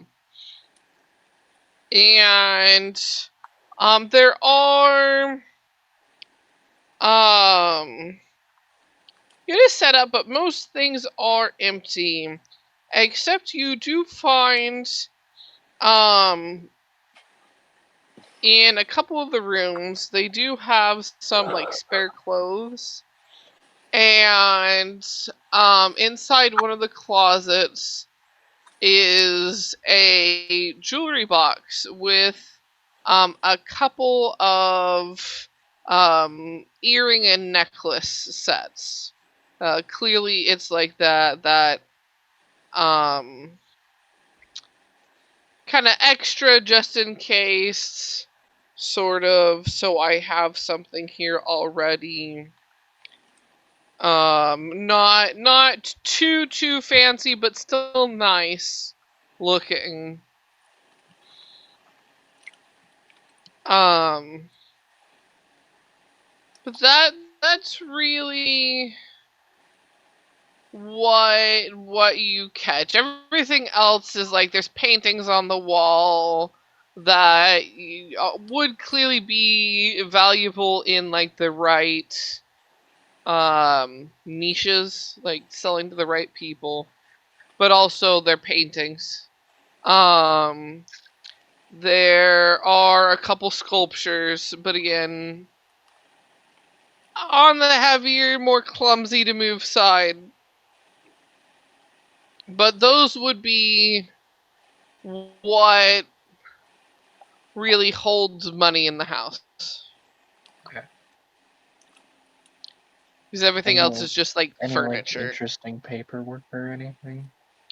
No, they're the only real like paper product-y things that you find is like in one study there's a bookshelf that has a bunch of books on it, but nothing that says like important paperwork or anything like that. Like the desks themselves, other than set up with like new notepads and pencils, don't have anything in them. Okay. So there's the silverware. And a jewelry box with a couple sets of earrings. Earring and necklace sets. So 2 necklaces yeah. and 2 sets of earrings. Okay. Need to adjust my mic. Bum bum bum. There we go. Well, I guess I'll scoop up the silverware and the box. Does it look like there's a way I could disable this alarm from the inside? Do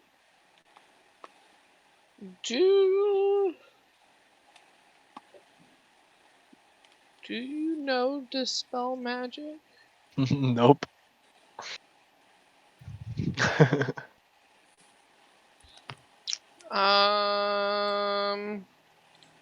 Bummer.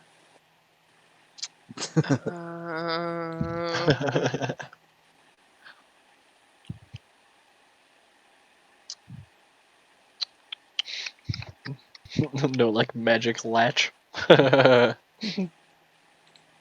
It's just an off switch. You roll me an Arcana check. Make me an Arcana check. 16. You do find little sigils, little glyphs that you can tell are definitely the like time triggers, so to speak. Like these are were made and turned on and set to like keep this going, this alarm going. You would know that if you mess up these runes, this sigil, that it would mess up the alarm, but you don't know if doing so would trigger it or not. You're not certain on whether messing with this will just turn it off, or if it will turn it off and trigger it. Okay. Well, then I'm just gonna go back out the way I came in. Yeah, but I would say by the time you do that, it is nearly child's trapping time.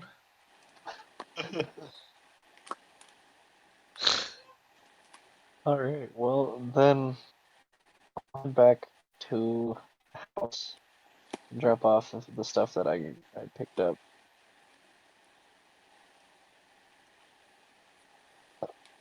And then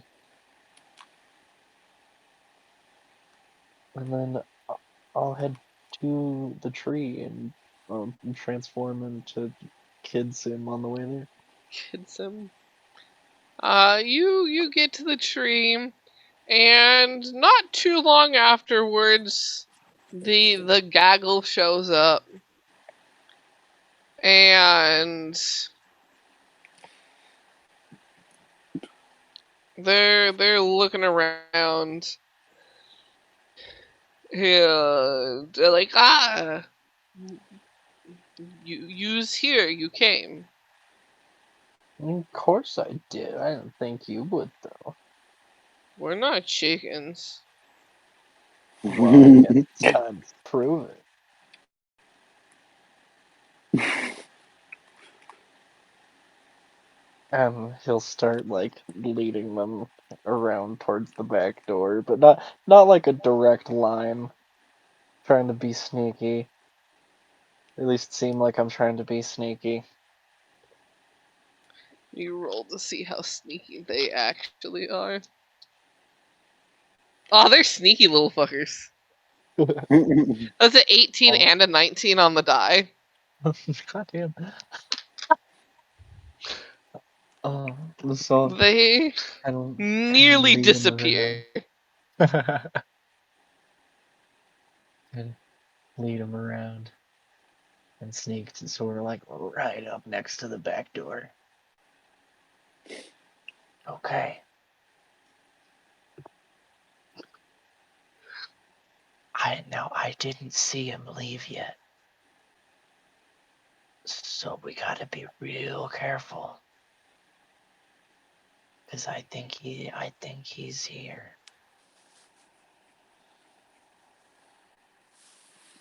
And he'll like reach up and like test the back door. Mm-mm. Test in air quotes. Yeah. You go and test the back door, and they kind of like huddle together a little bit, but not in like an obvious way. In like oh, we're clearly not huddling way. Yeah. And scoot up behind you. I'm not huddling. Are you huddling? Exactly. And they all like as you kind of test the door, they come up and like slowly help you open it and begin to peek in the door.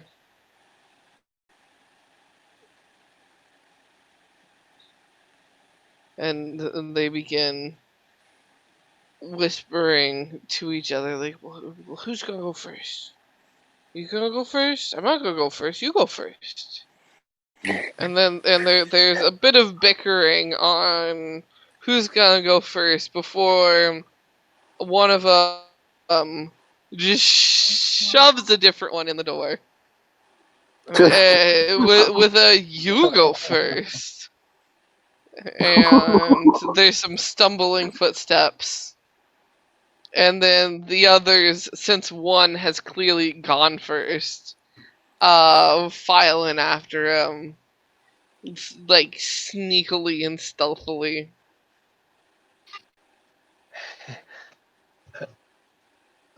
Zim kinda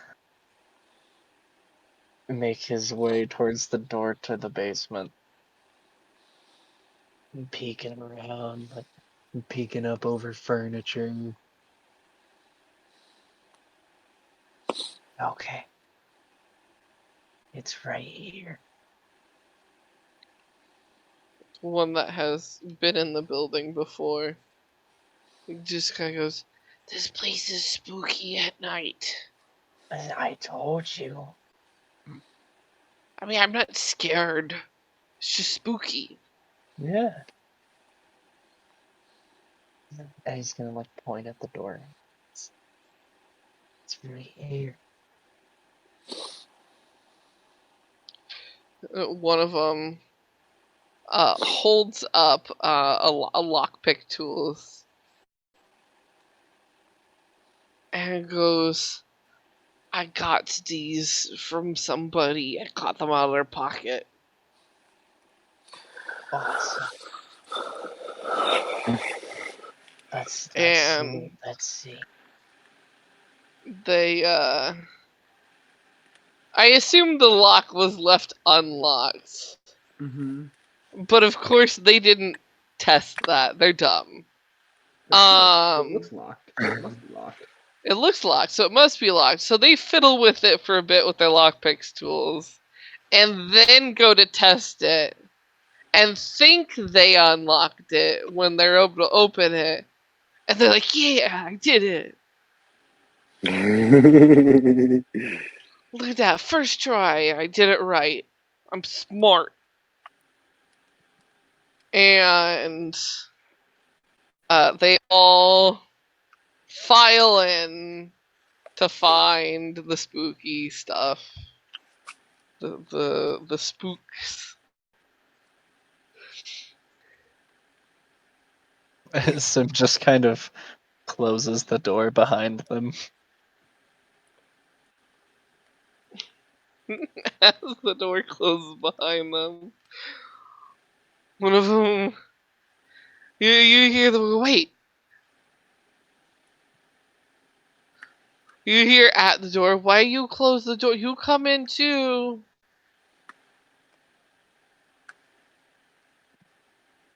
Oh, Do you lock the door at this point? Yep. There is Click. jangling on the door handle. And he goes, guys, the door's locked. Guys, we can't get out. And Guys! Sim will leave. Good evening. There. Oh God. I'm gonna cast sleep. oh no. Sim is like about to like leave. I imagine he just hears You muffled through hear, the door. he's so Good good evening. evening. You hear the kids scream before there's a few thud as sleep is cast and they all pass out.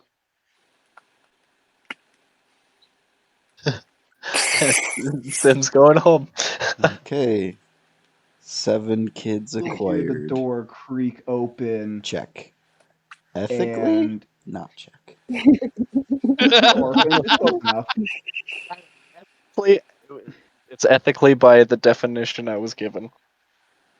Yep, you will hear the door click as you see Edgar fly over to you with a brown bag in his claws, Oh.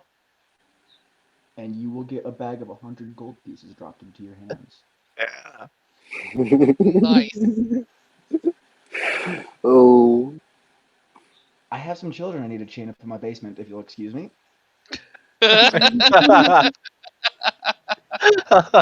Well, that is going in out of context quotes.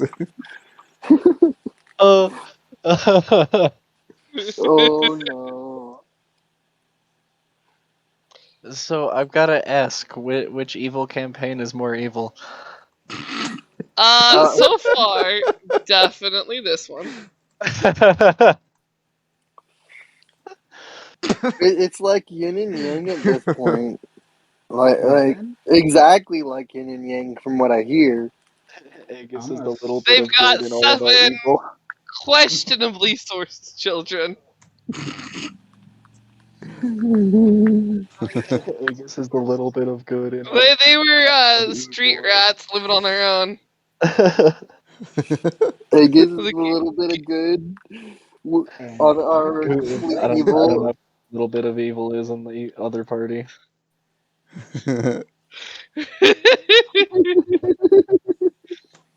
A little bit of evil, I believe, is Grayson. If I'm not wrong. Yeah. Zola wants a quest to save the children. Zola wants a quest to save the children. you'll just like they do. If he's not too late. Oh, he's Yeah, that gonna quest has definitely a be time too limit. late. Oh, he's gonna Yeah, the definitely. time limit is no more than like 2 hours. Oh, God. I've got It's work to do. busy. So, Victor, you've got work to do. What are you doing? So, with the so there are 4 children that are at least 4 foot tall, correct? Correct. The other 3 are a little bit bigger. Excellent. Okay. Well, the ones that are a little bit bigger, they are going to get killed nice and neatly, so I can begin to extract their pelvises. Um, like I said, I've got legs to make. Okay. And then I'm gonna begin to be splicing and sewing away as I continue on the thorax. Oh. Beautiful. Don't worry, Aegis. Just take care of your date. Oh.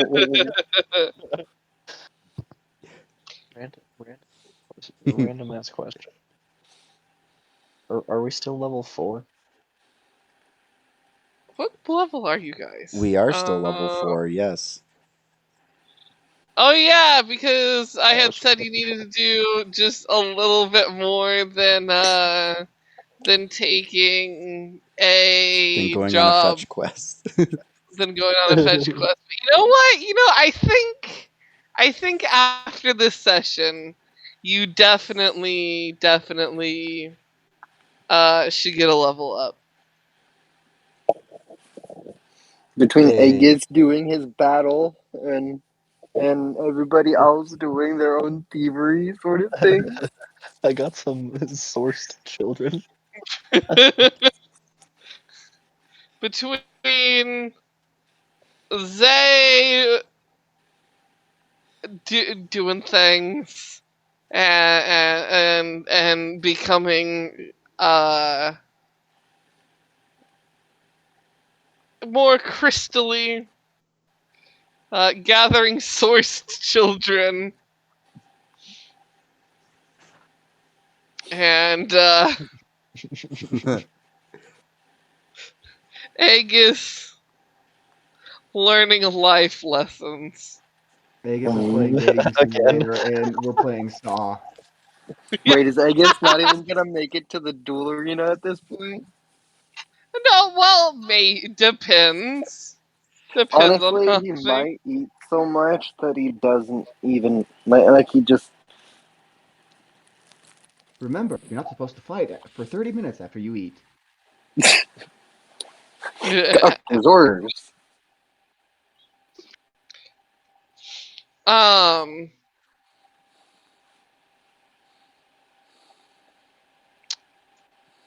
Zay, we've Yeah. got the rest of the group most of the way to your time zone. Uh, but yeah, I feel you've waited enough, and we need some Zay time. Yay. It's Yes, nighttime. You've bolted I did. after stealing from Amber of the Solstice clan at Mhm. knife point, I should add. Yes. Um, as a you would get. Are you running to the house? Where are you bolting to after stealing? I am going to the Thieves Guild. Okay, then never mind. He won't get close to the house and hear the children screams and then nothing. Does it say if you were running home, you would get like right to the house and then hear screams that get cut off? But nope, you don't hear that. Um, yeah, you get into the thieves guilds, and where are you heading? I where can I go to upgrade my tier? Do I talk to the bartender? Yeah, you can talk to the bartender about that. Okay. Yeah, I'll just walk up, take a seat at the bar. It's late. At least, And flag him down. yeah, it's late. There aren't too many out there at the moment, so you sit down and he walks over, gives you a nod, and goes, pick your poison. No poison tonight. Just some information. I need to know, well, one, I'd like to upgrade my tier to the highest level, please. Oh, He okay. goes, alright. Can do, can do.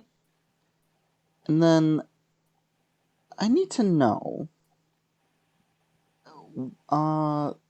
the other thieves guilds in the other cities. In Prada, because it's the biggest, specifically. Where is it?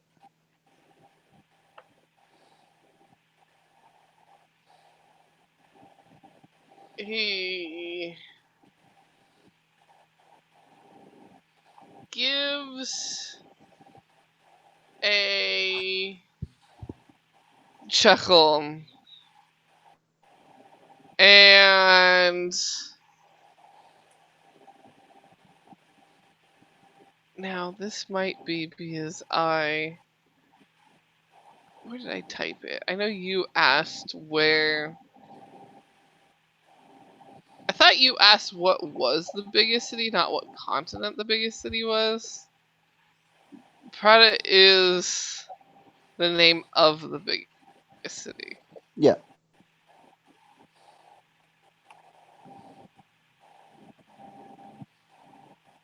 So are you asking exactly where Where the the Thieves Thieves Guild? Guild in that city is? Yes. Oh, okay. I thought you were asking like. Okay, I get it now. Cool. Um, he gives a smile and goes, "Well, it's attached to the tavern, and it is just capital T, the tavern. They didn't get very creative over there." Is that the one that's in Rofield? Is it a chain? He goes, "No. The one in Rowfields. Well, honestly, I don't know which one came first, but the one in Prada got its name because it is the only one there. He goes, I think Rowfield might be the same. Now that I think about it, It is. we're the history of these cities. It's a city thing. It's a big city, but they only have one because of regulation shit. Rowfield, they only had one because of how dang small it was for the longest time. And still, it's not that huge, so they don't need more than one. But And still, it's called the Tavern because why not just call it the Tavern since everyone called it the Tavern and there's no other ones? It's also down the hall that you take the turn into the battle arena. And okay. And is there a quick way to get from here to there? oh yeah, call for red. Huh? Okay. Oh. Um. Yeah. Okay. He Didn't gives a know if there smile was like because a. she usually doesn't charge as much as the other places do. If you go to the Messengers Guild, they've got teleportation platforms, but those are 50 gold and can take you pretty much anywhere. But not directly in a Thieves Guild. If you want directly in a Thieves Guild, you got red. And depending on how busy she is, depends on how much gold you gotta throw at her to get her to take you somewhere. But then you could go from the inside to the inside. Oh, good to know. Uh. Okay. Well, thanks. I'll put 5 gold down as thanks.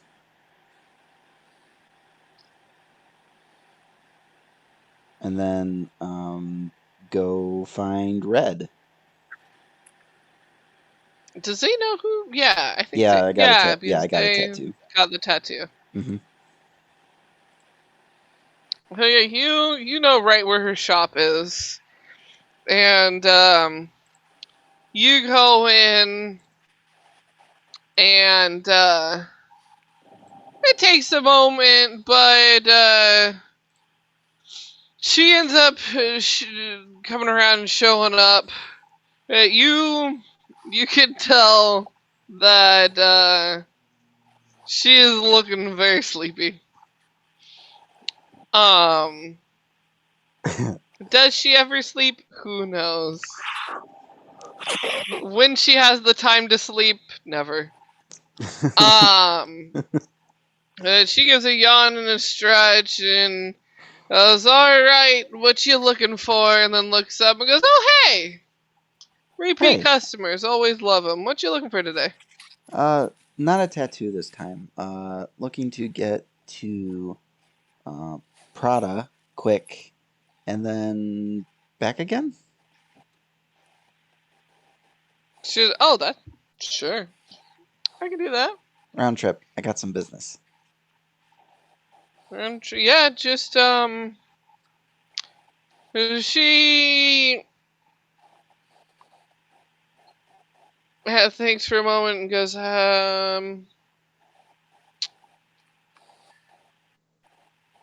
how much are you willing to throw at me for the round trip?" How much you want? Like 5 platinum? Oh, geez.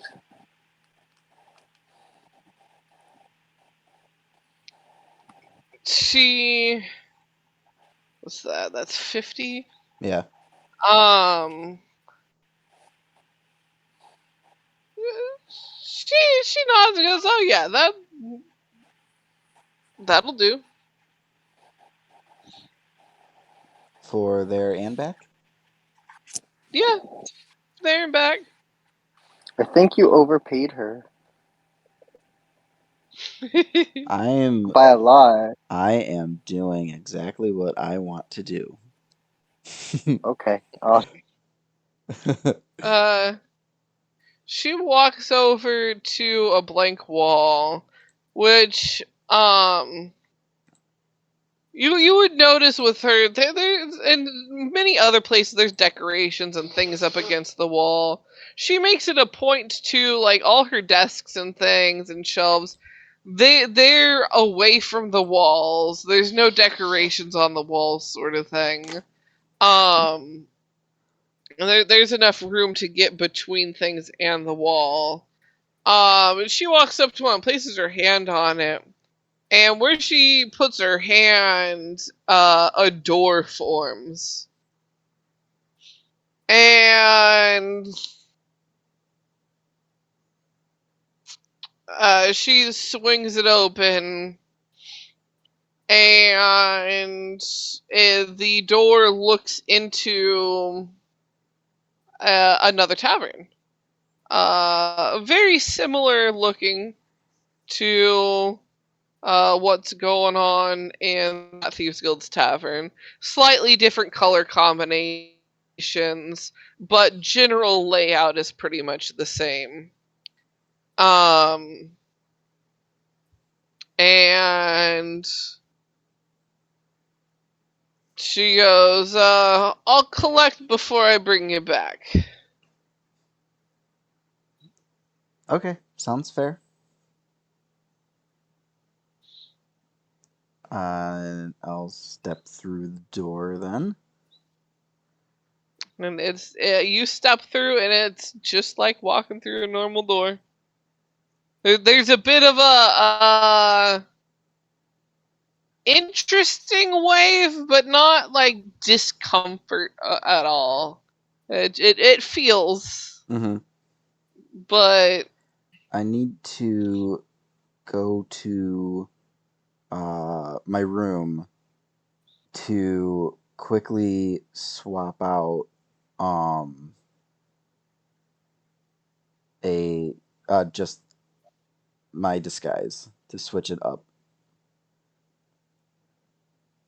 Okay, as you get to your room, but also like immediately once going through the doorway, which Red did go through herself to and close, and the second she closed it, it disappears.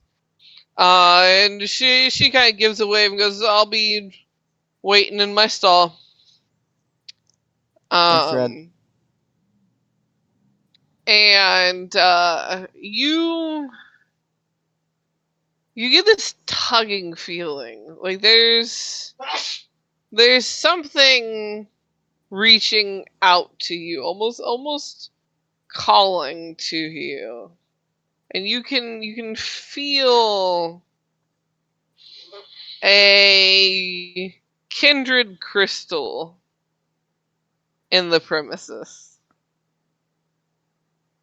So it's not the undead feeling that I had before. It's a It is crystal. not the undead feeling.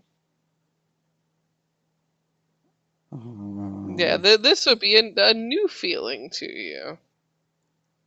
I'm gonna hold on to that while I get changed.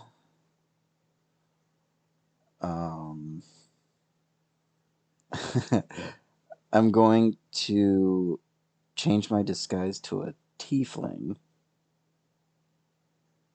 with the upgraded stuff that I got Yeah. a while ago. Red skin, not Okay. not purple. Yeah.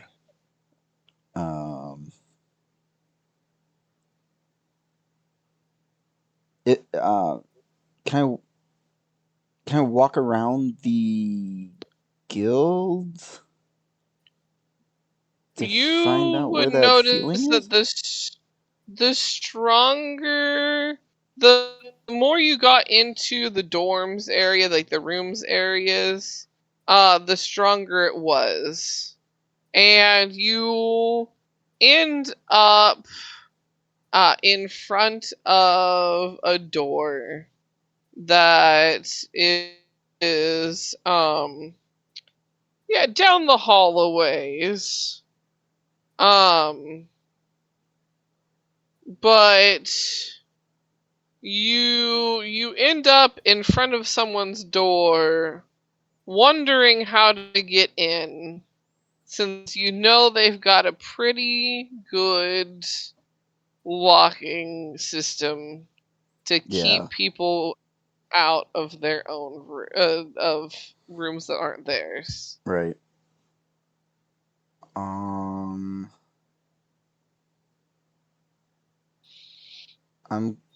I'm going to generate a crystal in my hand. And I'm going to whisper or try and contact Hexus saying, Hexus, are you there? You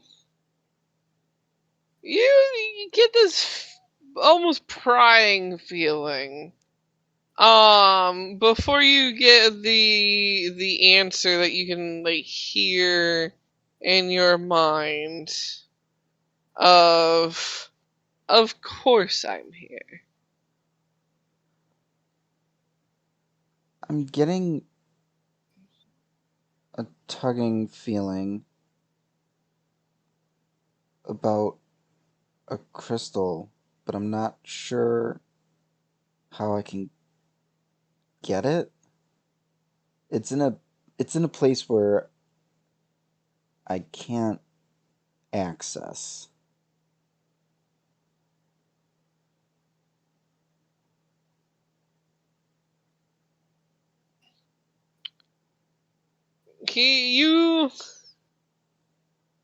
You you hear some like tisks, some sort of thing, and he goes, now, did you not learn anything when you made it back to your body. I learned that it was fucking difficult.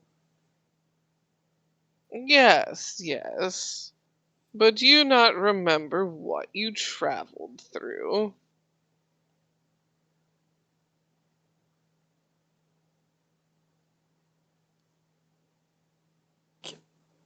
Are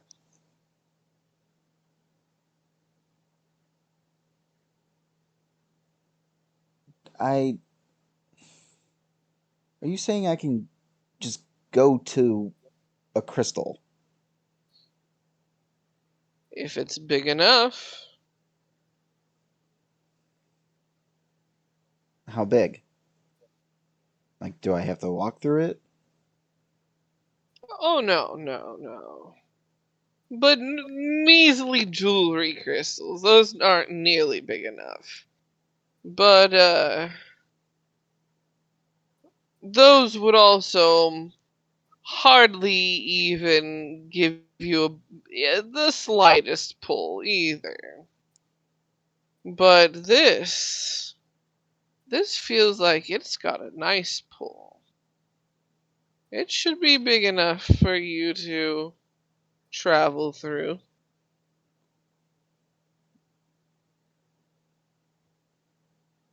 Do you collect these things? Is that why am I feeling it pull me? Maybe you need to collect it. Maybe it's reaching out to you. In general, those with these gifts tend to collect the crystal, keep them out of others' hands. You know, those who would abuse it or use it incorrectly, or uh, Not take souls for you? not take souls. It when you only get a soul once in a while from an item or a crystal, it's kind of bland. It's better if they end up in hands that will use them and appreciate them properly. If it's a big enough crystal, clearly it needs to be in the proper hands. Zaya's just she's just smirking the whole time that he's talking about that.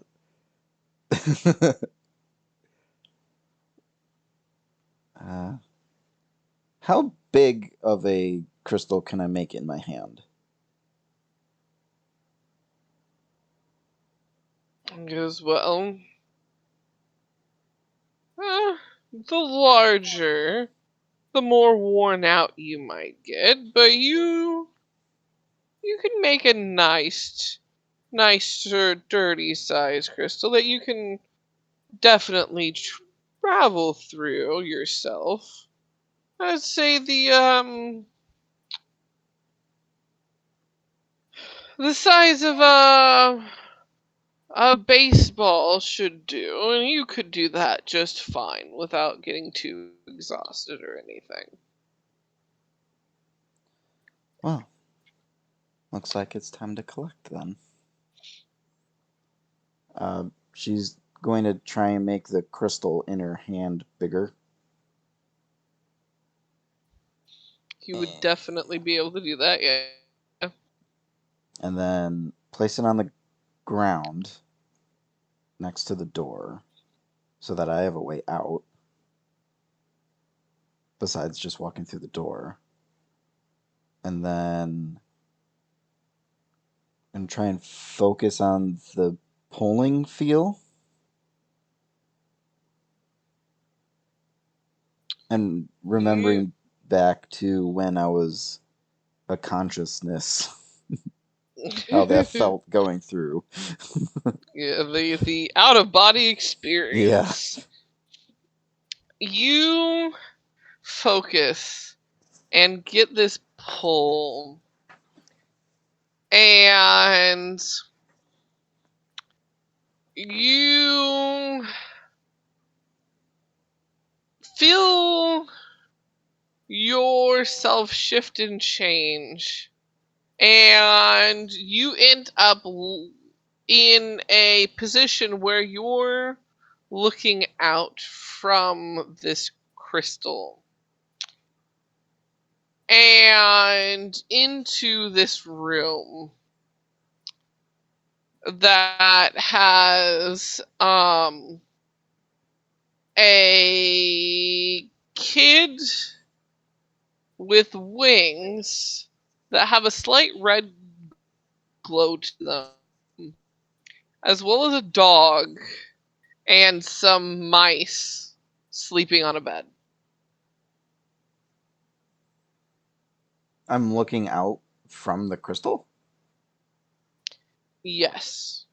And you can feel that you can leave this crystal into the room should you will it, basically. And I'm not able to pull. Um, I can't just pull the crystal that I'm inside out with me. I have to be out in the Ba- room to grab it. yeah, basically you have to Oh, it's a two-step maneuver. right. Got it. You're Um, able to put yourself in them, in which you can just kind of stay and look around and whatnot. Great for spying. oh yeah, that is true. Good Or idea. you can also transfer it out of them into wherever the room is, and if you have a different crystal close enough, like you did, Mm-hmm. you can then port to the other one that's close enough. See, that was smart thinking on my part. Um, okay, yeah, I'm going to if I have to get out of the crystal to grab it, then I'm going to try and do it as quietly as possible since they're sleeping and I don't want to wake up a dog. Yeah. So yeah, you transfer out of the crystal, and you notice that the crystal itself that you transfer out of, um, it is a blade that is completely coated in the crystal, kind Oh of like your shit. daggers, but a full blade, like sword, that's coated, and that's why it was big enough for you to sense strongly and to travel through. Uh, well, I'm definitely picking up the sword. Um, just thinking to myself, why the fuck would a kid have this sword? What?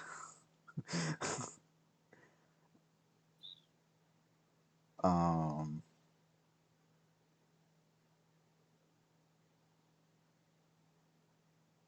but then Zay smiles again, just at the sword, back at the kid. Uh, she pulls out two cards from her deck of cards. Since Hexus told me I should go get it, I'm gonna pull out a King of Diamonds and a Two of Clubs. And I'm gonna put it where the sword was. Okay.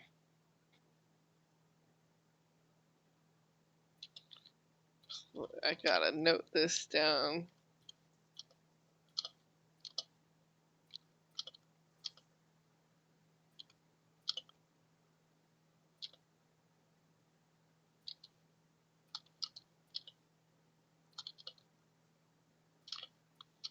The King of Diamonds And the 2 of clubs. 2 of clubs, yeah.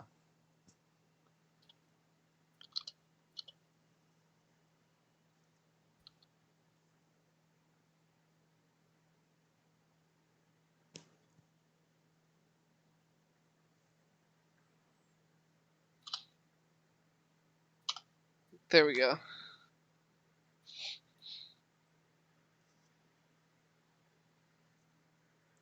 And then Zay's going to bamf out to her other crystal.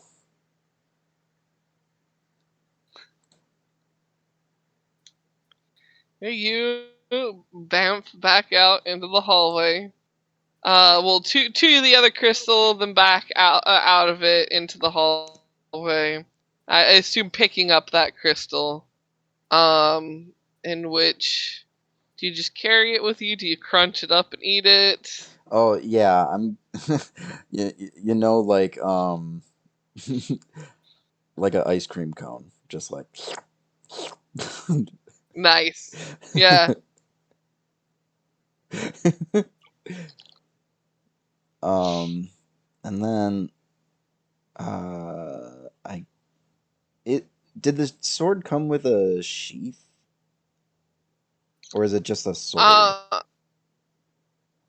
It was in the sheath, and you get this feeling that it's not just your average sword, other than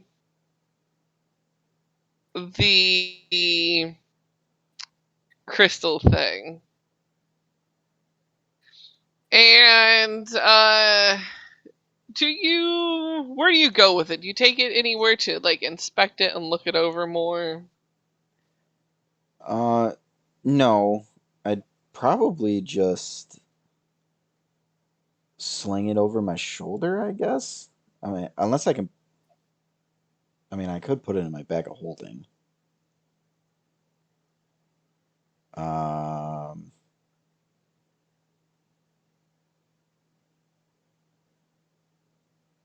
I mean, I did just take it from someone at the Thieves Guild. Ooh, decisions. I'm just going to sling it around my waist and then cover it with my cloak and walk out. Okay. So yeah, you're And in the Thieves Guild, out and about. out. I need to make my way to a jeweler store. Oh yes. You would be able to find a couple different I want to the go to the most lavish one.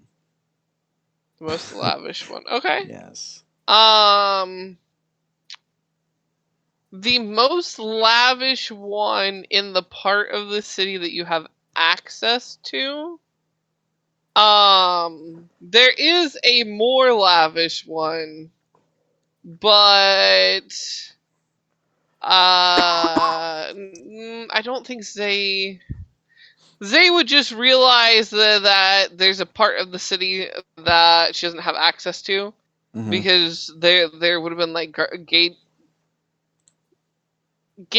guards, and they would have kind of shoot her off when they're like, yay, no marking glowed, so you don't have permission to go in this part of the town, sort of thing. Okay. So Yep, you wouldn't really know that there's a more expensive area. Right.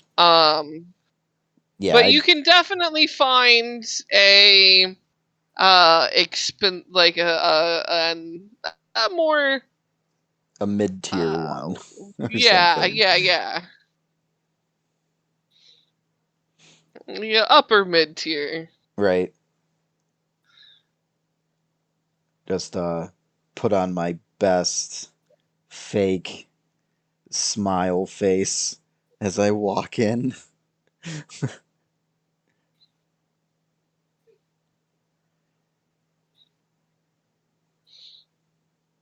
And yeah, you're a red tiefling right now. Yes. Okay.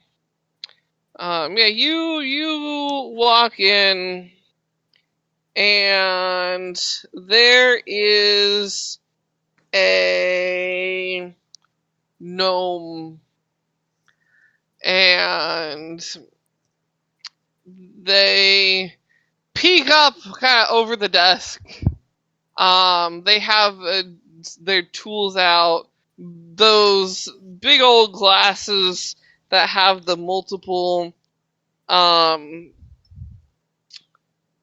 the Oh, multiple yeah. lenses, and you can tell that they were working on a piece of jewelry at the moment, and it smells how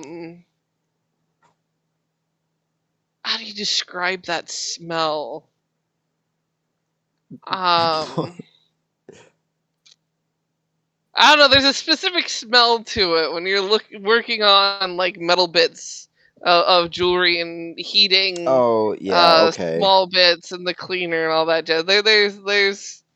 Yeah, Yeah. It's distinct, and I don't know the words for it. Just like metallic um, or Metallic, but a little chemically and hot. Like it smells hot, but the air's not hot. Um, Smells like it should feel hot. Um,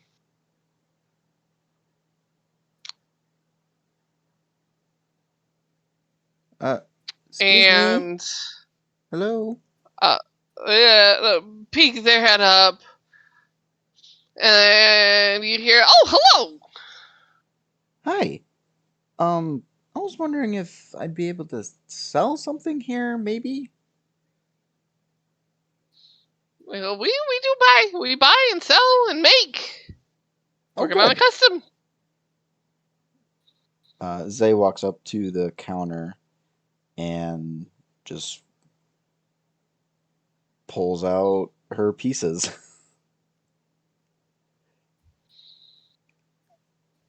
I kind of flip a couple of the lenses up. Make it as they're going through them, their eyes go weird. Uh, a couple times. And is this the one that I'm looking for, or should I be in the other book? I think I'm in the wrong book. No, I might be in the right book.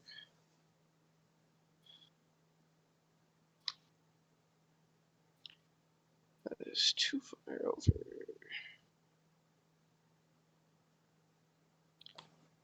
Here we Why go. did Is it that after auto-corrected this? WUO? God damn it. That's the spell scroll chart. Where's the no? I didn't go far enough. Where the crap is the gem chart? Gemstones chart. Okay. They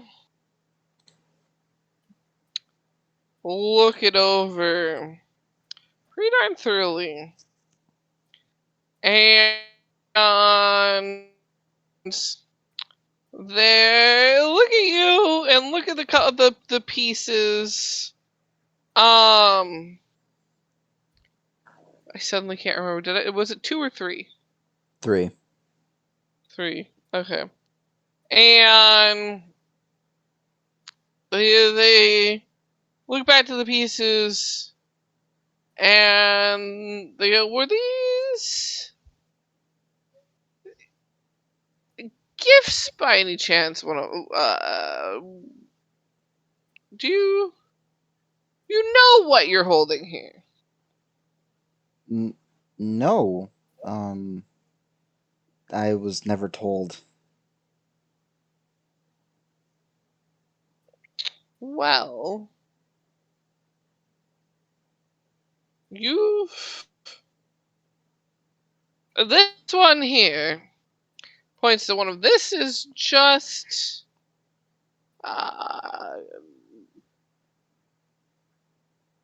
to put it politely, costume jewelry.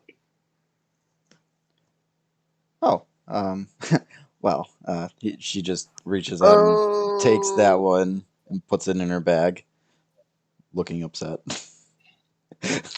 But the other two,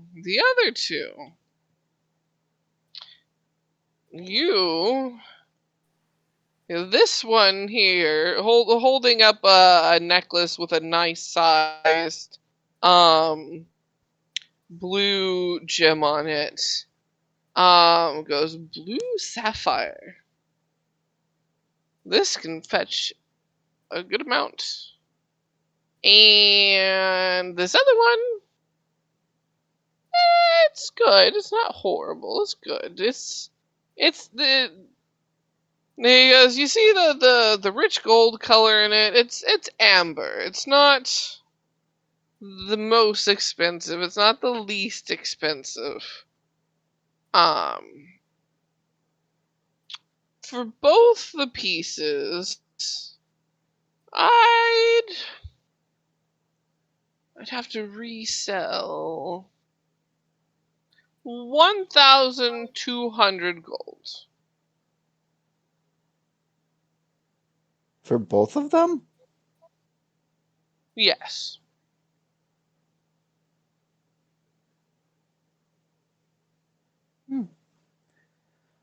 All right, well. She's getting a little frustrated. Because she knows how much the last one was. She takes both of the pieces back and she goes, oh, well, it wasn't quite what I was expecting, so I think I'll just hang on to them for now. And then she starts turning back to the door. Kind of,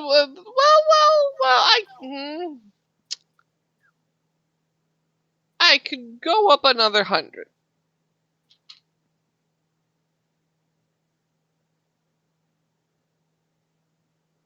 No, I think I'll hang on to them.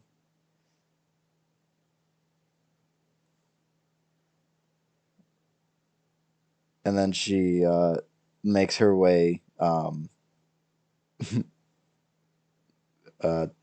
right to the door frame to open the door. Just kind of giving him like one last chance to do something. But if not, then she's leaving. Yeah, then, there's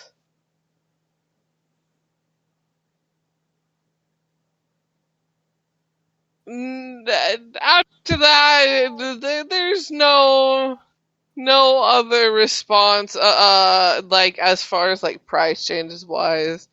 But if you change your mind, we're here. Sure, or I'll go somewhere else. And then she walks out.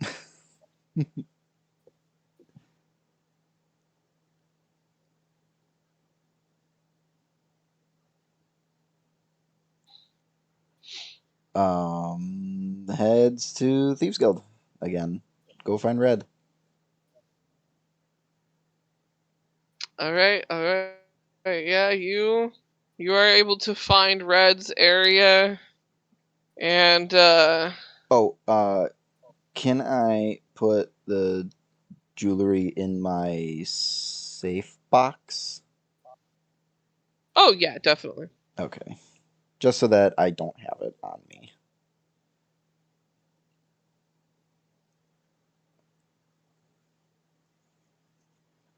And then I'll go find Red.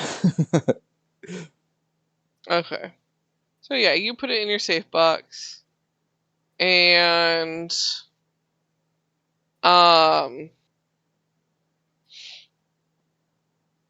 Hey, you'll Red. find Red.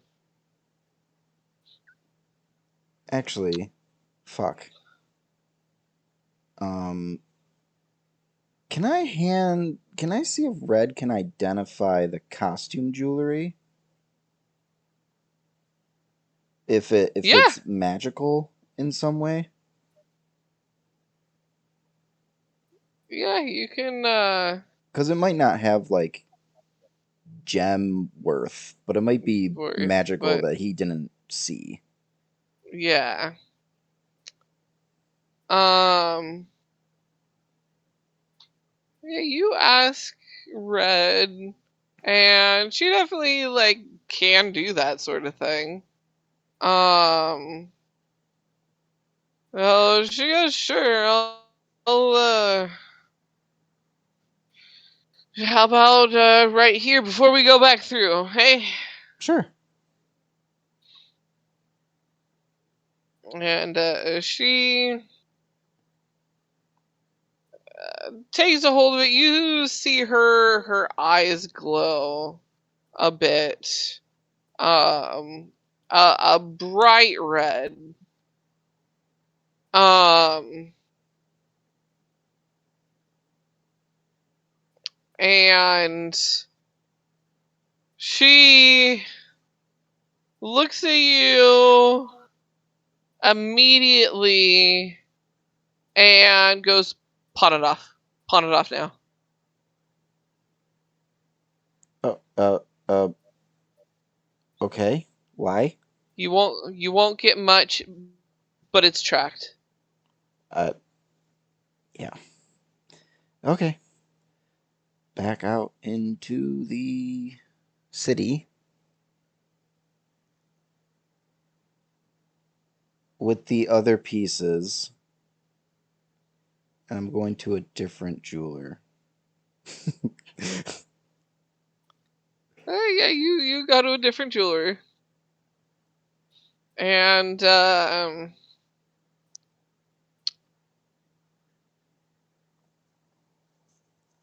Same you shtick.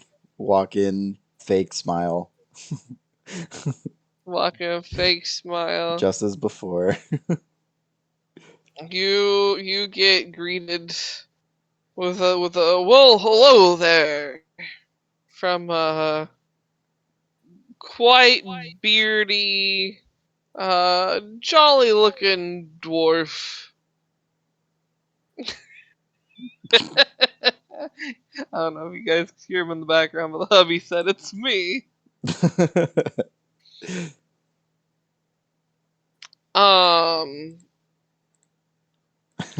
and he goes, "We buy and sell.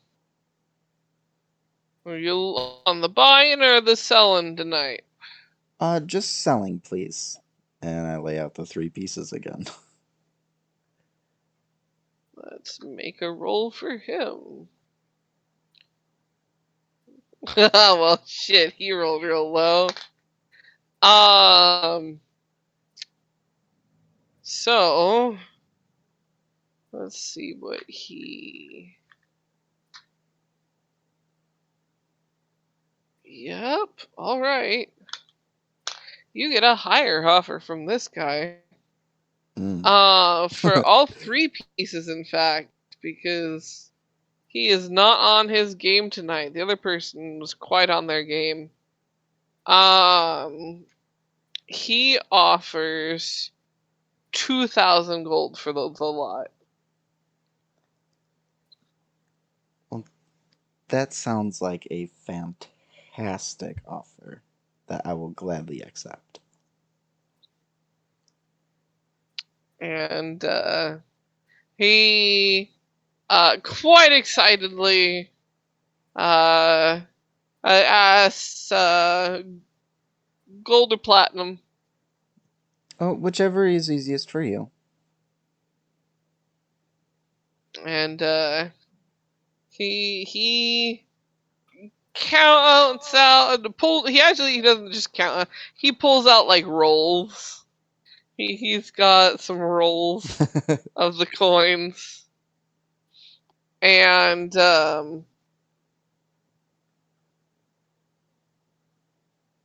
ends up pulling it out in would that be? That would be 200 platinum, I think. If it's 2,000 gold, 2,000 I gold, think that would be 200 platinum, yeah. 200 platinum. Okay. Because sometimes math is hard. Uh, he pulls out a bunch of rolls of platinum, passing over 200 platinum.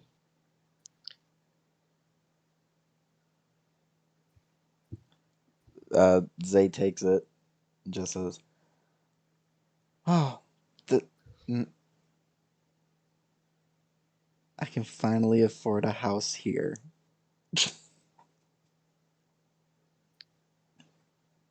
Yes, Mom goes, ah, you're moving into one of the open apartments. Yep. Good on you. Maybe we'll be neighbors. Oh, that would be so fun. Well, I should go. I should go to the bank now. Okay. Uh, bye. She scurries out. Nice. Good. I assume scurrying back Back to to Red. Red, Yeah. who is now sitting there anxious. And you get back into the cell. It's It gone. it's gone. Do you know how long it was tracking? I didn't have it for long. Oh, did they? It's not so much that they would be able to track your exact moves as they'd be able to, if they were tracking it, ping its whereabouts. So they would have known it was in town and then not in town. Okay. Whoever So they, wherever you got it from, So not will a be complete. able to figure out they won't be able to that it's figure out where I went. Only that it's now in Prada. exactly. Okay. I'm okay with this.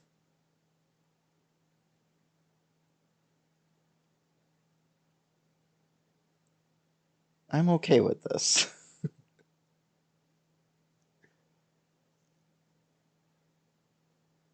let's let's go back now. She goes, first pay up though. Oh, yep. You know what? Uh, for helping, uh, here's an extra 5 platinum. She gives a smile and goes, ah, that's so sweet.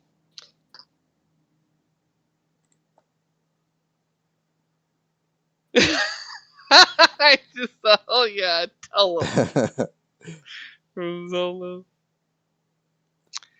Um,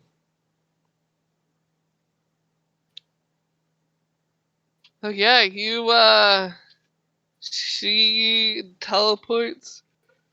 You open the door that you can step through and make it back into Velport.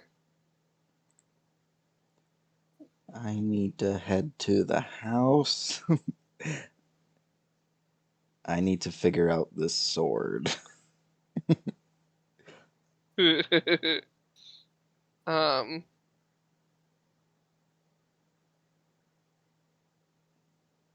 Sim, did you go to the house and like pass the hell out?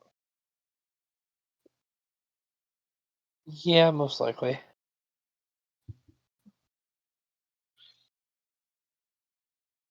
Alright, so you come home to a sleepy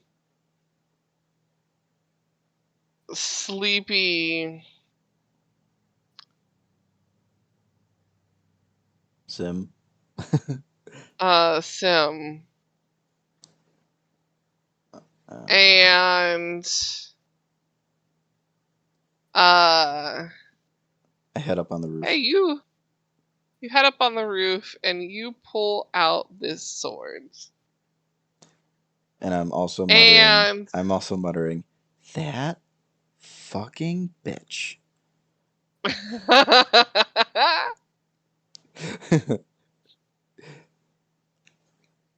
um when you begin to look at the sword, you hear a voice.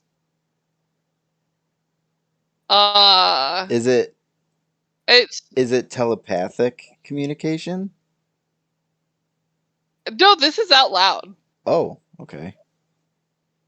Um it's different from how it's not Hexus talking to you.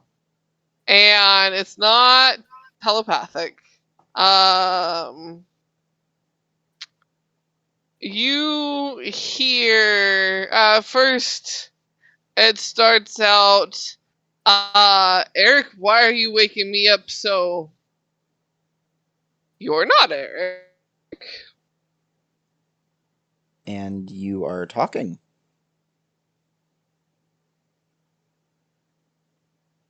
Why do you have me and what did you do with my son? Zay just gets confused. Your son is sleeping and apparently not using you properly?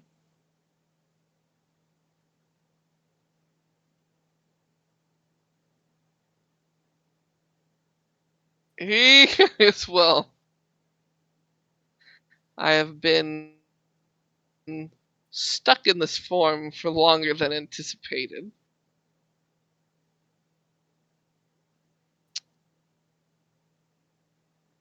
Oh. So you need someone to break you out of this form. Uh, it's Or complicated. everything's complicated. But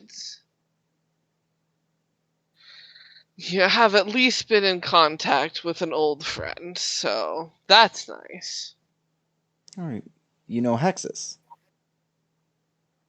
Yes, I do.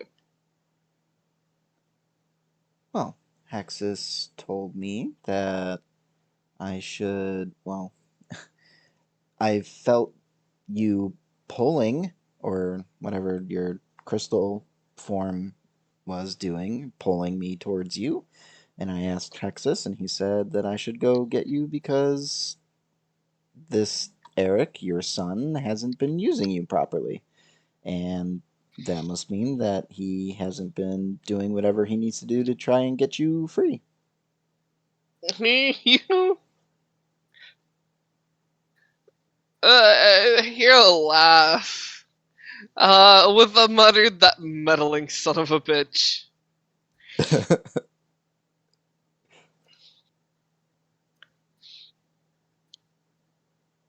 And he goes, when you're a god not of this world, trapped in a sword, makes things difficult. Well, how do I get you out?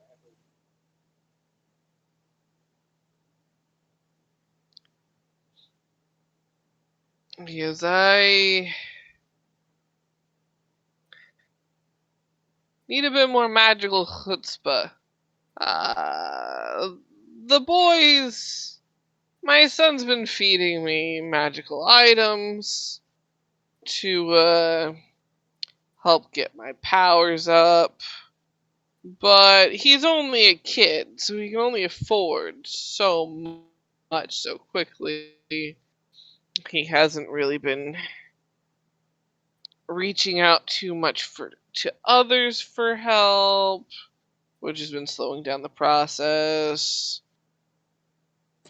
So you need magic items to power up enough to not be a sword? Yeah, to get out of the sword. Oh. Well. How much do you need? I have a few things that I can give you, but I don't know how much it would help. Because that's the tricky portion.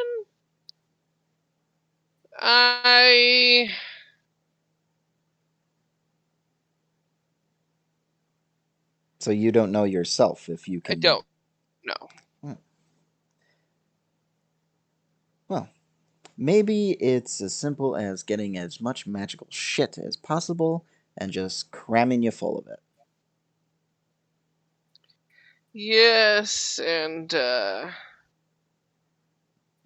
Hexus mentioned he'd help me out with that. I didn't realize helping me out with that meant getting me stolen. Whoa, whoa, whoa, whoa, whoa, whoa. Stolen is a very harsh term. Think of it as maybe borrowing you for a better purpose. And then once you're free, you can go back to your kid.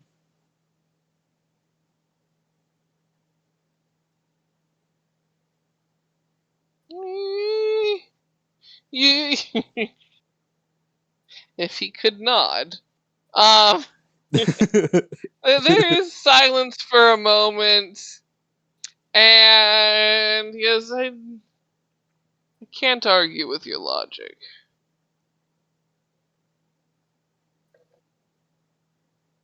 She just kind of does that, like, sideways nod head where she's like, yeah, I know.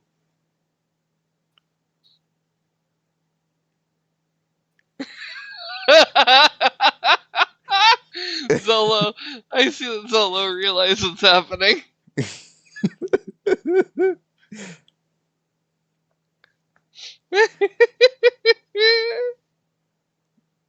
Well, we've had this whole conversation. We didn't even introduce each other. I'm Zay. He goes, if we let go of the sword for a moment, I can actually hover, sort of, or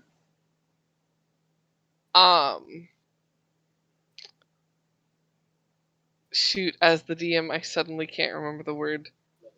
Fly? No. He goes, if you say the word mosquito, I can shapeshift. Mosquito? When you say mosquito, the sword turns into this small animatronic mosquito. And he begins flying in front of your face. And he does this little, like, attempt at a bow in midair. And he goes, the name's Dazarus. I have no idea what that kid did to you, but this does not seem helpful. He could afford an animatronic bug that was magical and fed it to me, and I got a new form. But it's only triggered by the trigger word. Well, And it's not even what I can do myself. Because why, I am the thing. why wouldn't he just keep the bug and then it? She puts her, she face palms.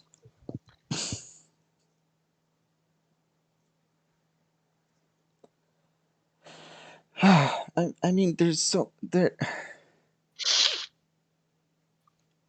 So if I say mosquito again, will you You change? say mosquito!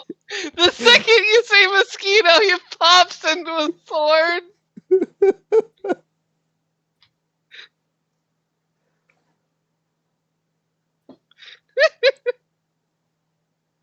Oh, oh, Dazarus, no.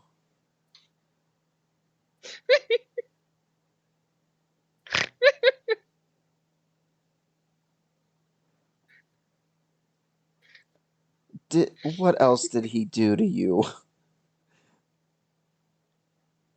He goes, well, if you give it a bit of a shake and think about a cloak, I'll turn into a cloak. Okay, that is at least useful. But nope, not gonna say it. But the bug? And I can glow if you tap me 2 times. Like, uh, she taps the sword twice. Glows with about a 60-foot radius. Okay. How do I turn it off? Tap again. Nope. Tap tap. It was a dim light. Like, glows a dim light.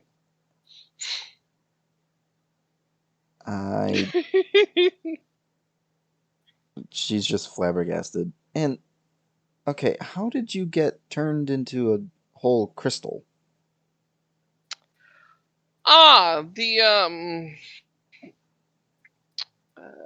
Gotta look at my notes because I suddenly can't remember which ones came through.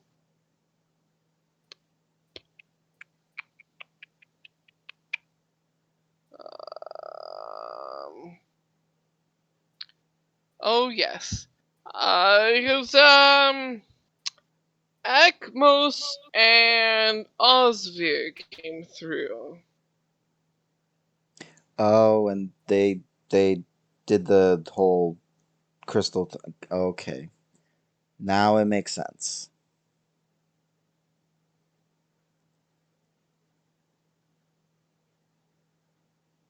Well, shit, Dazarus, no. She's puts a hand up to her brow.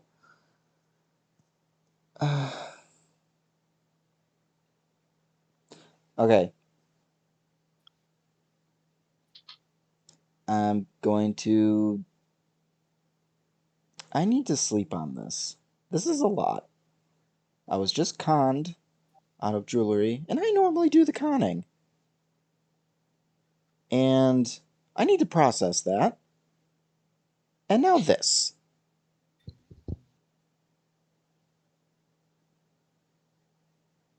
So, I am going to just put you down here on the roof next to me.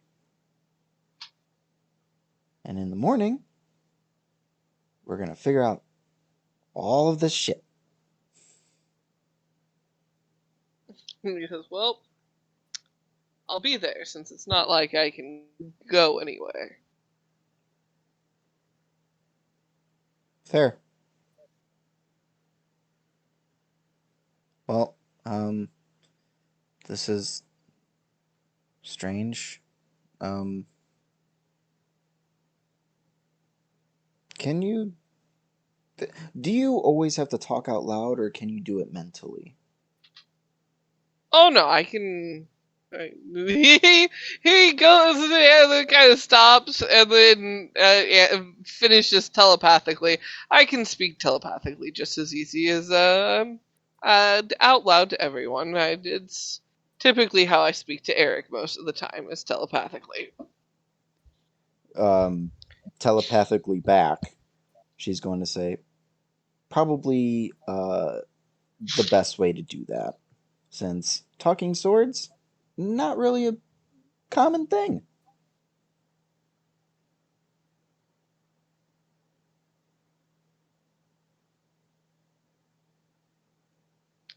He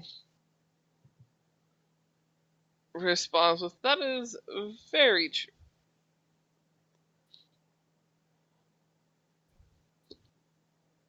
Okay, this is going to sound very weird, but good night, Dazarus. He goes, "Good night, and don't worry, I won't keep you up trying to chat or anything." Right. Zay goes to sleep.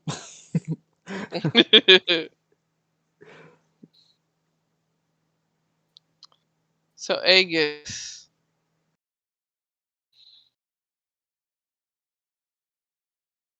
are you there, Aegis? Are you Yes, hello. alive? Oh, yep. You have lovely, lovely foods. Thank you. Yep. And fill yourself up quite a bit. And throughout the meal, Ivy does seem to calm down a bit.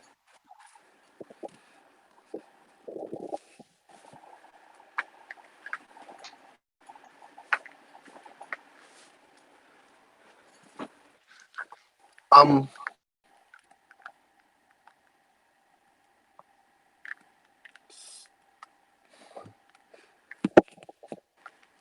So,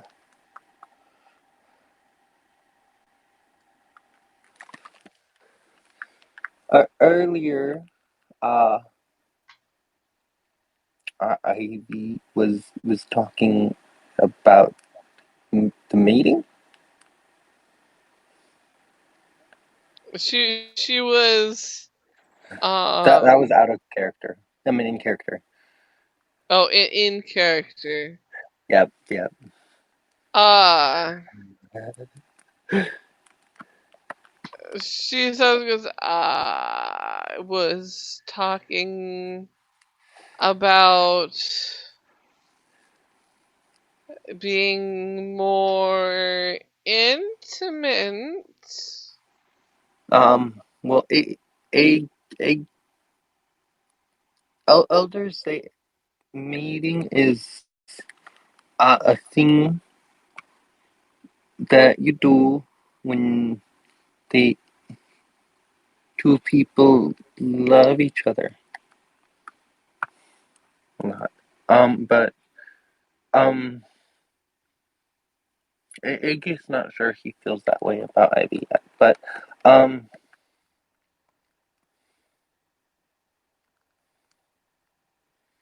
Aegis ate a lot and wants to lay down for a second, maybe with Ivy.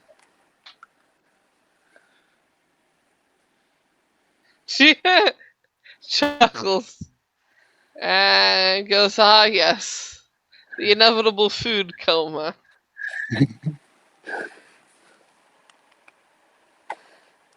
She says, "Well, I'm not necessarily leaving this place on my lonesome, and you need a rest because you ate so much. So I suppose." Um, ju- well, just a small nap. I get. We still need to go to the.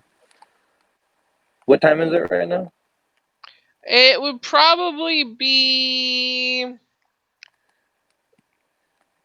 like 2ish if we were to equate it to like a time of day. And uh,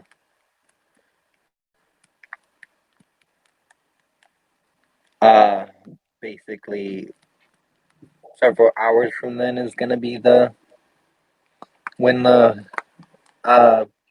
arenas open up again. Yeah, you were told like late afternoon. They usually open up for like the sign-ups, but don't actually start anything until late evening. On like special days, maybe sometimes they'll start as early as dinner time, but those are on like special days. Um and so probably the earliest you'd be able to get in there is like the equivalent of like 4ish. Okay. So he could definitely fit in a nap. Okay. Oh yeah, he could definitely fit in a nap. He is just probably gonna go ahead and pull her to the to the bed with to the like pillow into the bed. Like she accepted the offer. He's not used to like he normally does sort of manhandle a little bit. He kind of gives a little bit of a startled like oh, and it's like well, where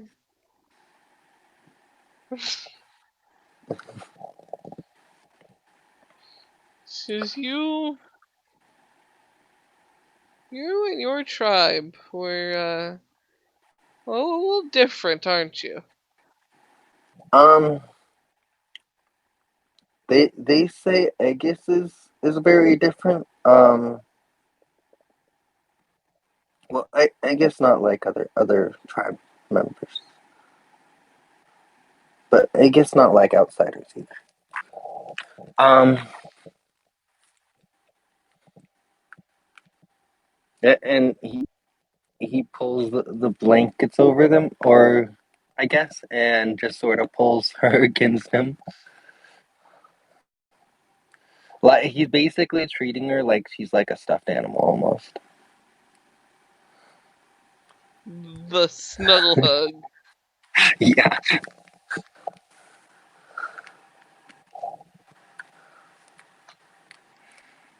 And don't you worry. Um, no one hurt Ivy around Aegis. Aegis always protected.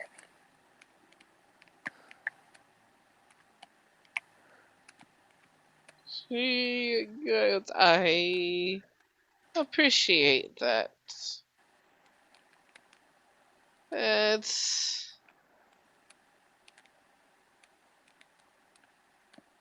she says I worry about when I'm not around others. Not around others. Well, you're not always around. And others aren't always around.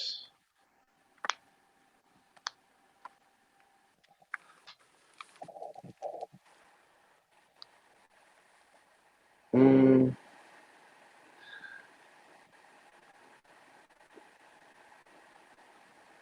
maybe Aegis should spend more time at the at shop.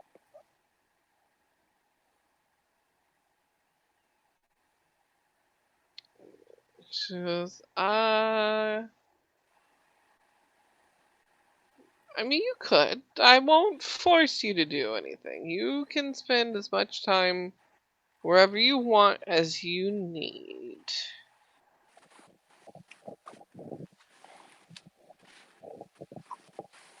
Ivy could always go places with Aegis. But then I wouldn't have my shop open. Who would Well- take care of all of the plants?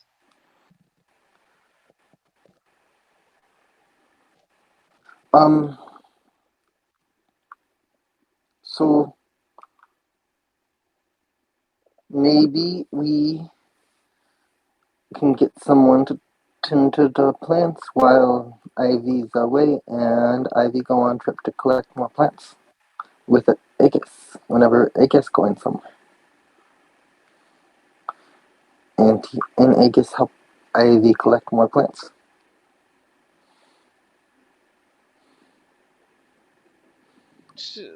She kind of lets out a little sigh, and she goes, there's a delicate cycle in certain plants that I'd rather not have other people handle, but maybe a smaller trip here or there.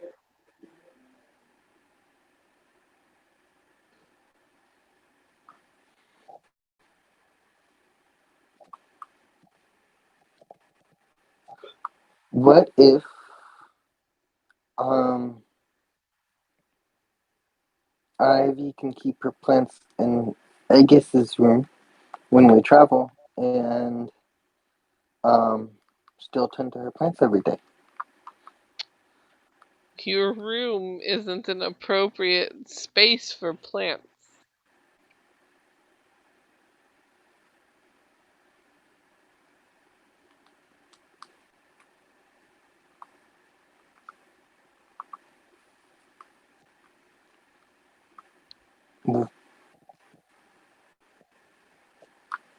Just if we put them in there while we're traveling and pull them out when we get out, when we get to the new place. She starts laughing, and she goes, Aegis, my back room, they're rooted. They're grown into the ground. They're not all in pots. It would be rude to pull them up and pot them and put them in a room and then pull them out and put them back in the ground, and it can put some of them in shock. Um,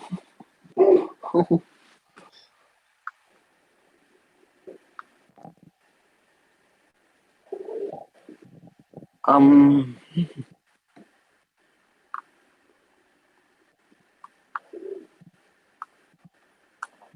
hmm. What if we get Ivy something so she can call on Aegis whenever she needs Aegis?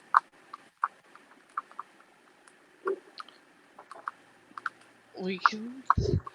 I'll think about it. We can think about it. And like I said, maybe a small short trip here or there. If you're going on something shorter, I don't know yet. And I also have to think about things since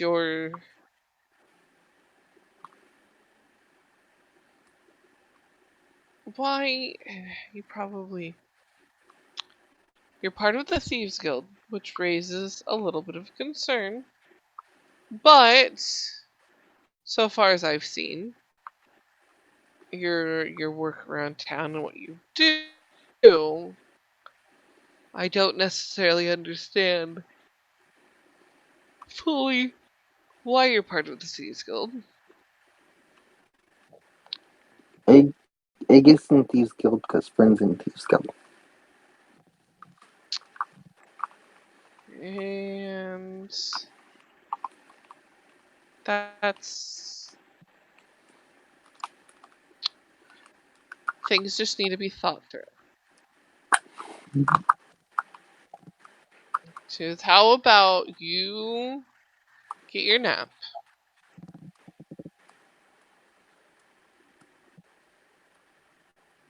Wait, is she I turning down Aegis on the snuggles?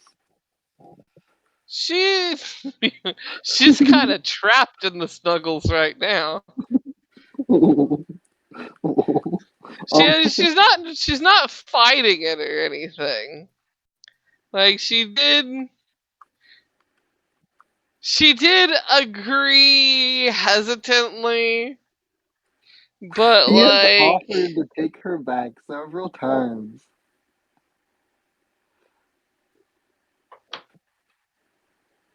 um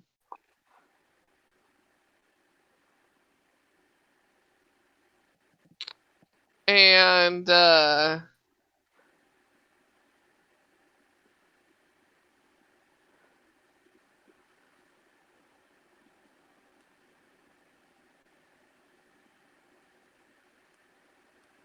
she kind of goes, how about you? You rest.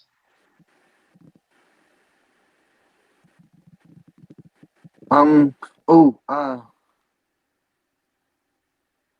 well, I guess I feel won't leave on her own. No. She also is reaching for a dessert.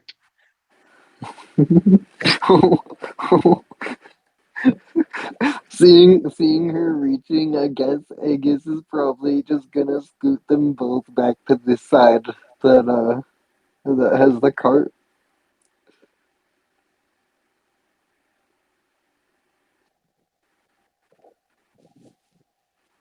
She just she kind of just chuckles with thank you. And he goes, you can rest, and I can have some more sweets.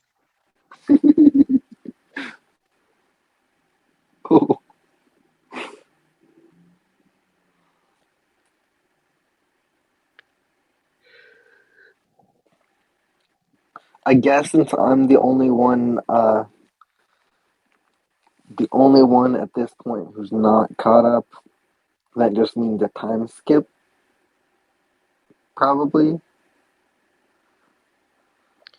Yeah, you um time wise, um you would nap um after your rest.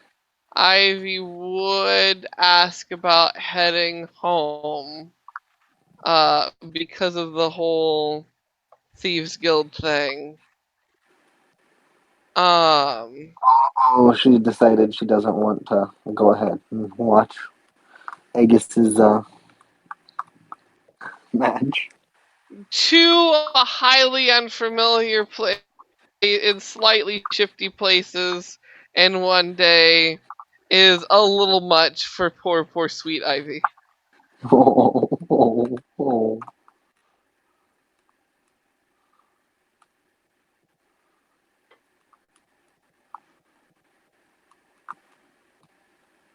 Um, I guess he's probably gonna pick her up and say, I guess didn't mean scare Ivy.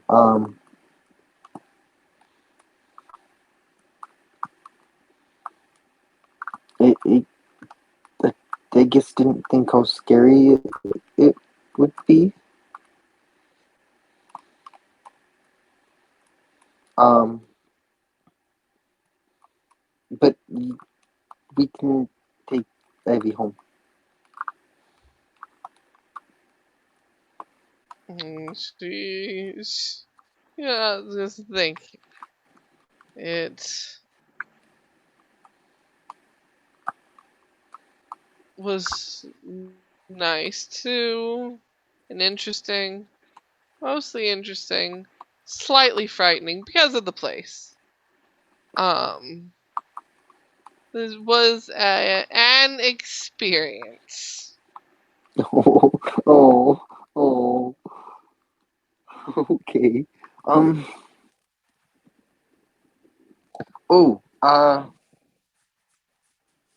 maybe Aegis can bring back something to help disguise Ivy if she comes again.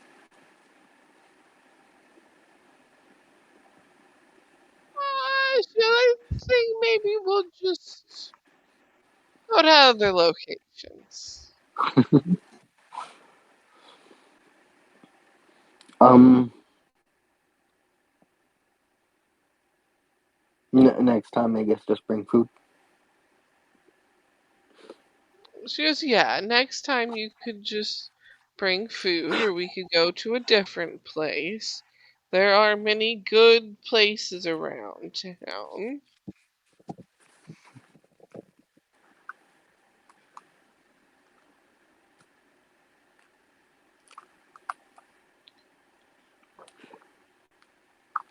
I think Aegis kind of struck out, didn't he? In this case. Aegis did. Think about the possibility of someone being scared to death of the Thieves Guild.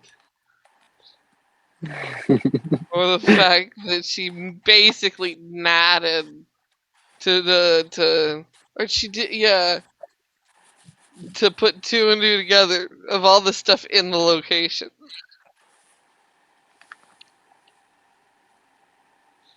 Um,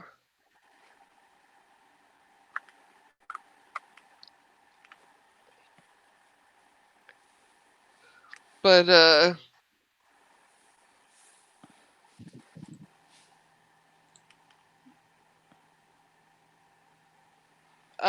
Aegis would take her back to her back to her place. It could go back to like the fighting arenas if he wanted to, or wherever else for the night, sort of thing. I think he Um, was gonna go back to the fighting arenas, but he does have a question for Ivy. oh, what is his question for Ivy as he Actually, drops her off? I need to do a Highly retroactive insight check. I'm sorry. Well, to decide on whether or not he asked the question or not. to figure out if he would. Um, I guess he's not gonna ask the question. Never mind. Um,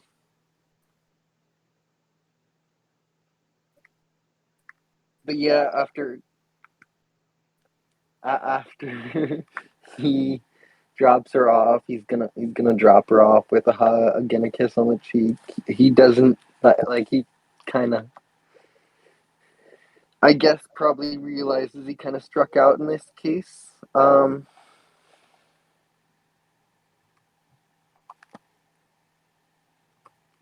he's gonna say, maybe we still go on a date another time. That's somewhere else.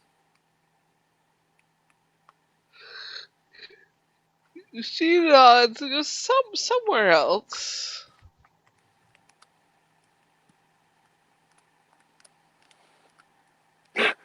So he's not completely struck out. He's just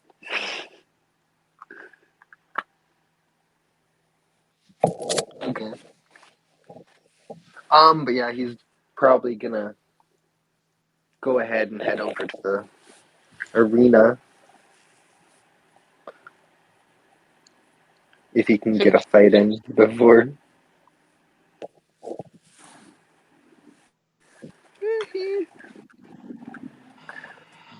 He work Phew. work out his anger over the failed date. Work out his failed date anger. Yep. Yeah, that would be a thing that he could do before catching up to the rest of them timeline wise. And gosh, yeah, before ending stream for the night,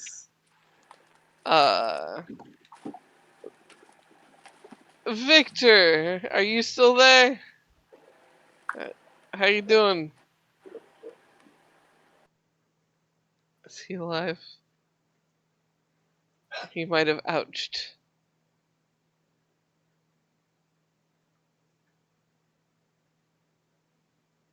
Maybe he's not. Well, with the streams in, we've got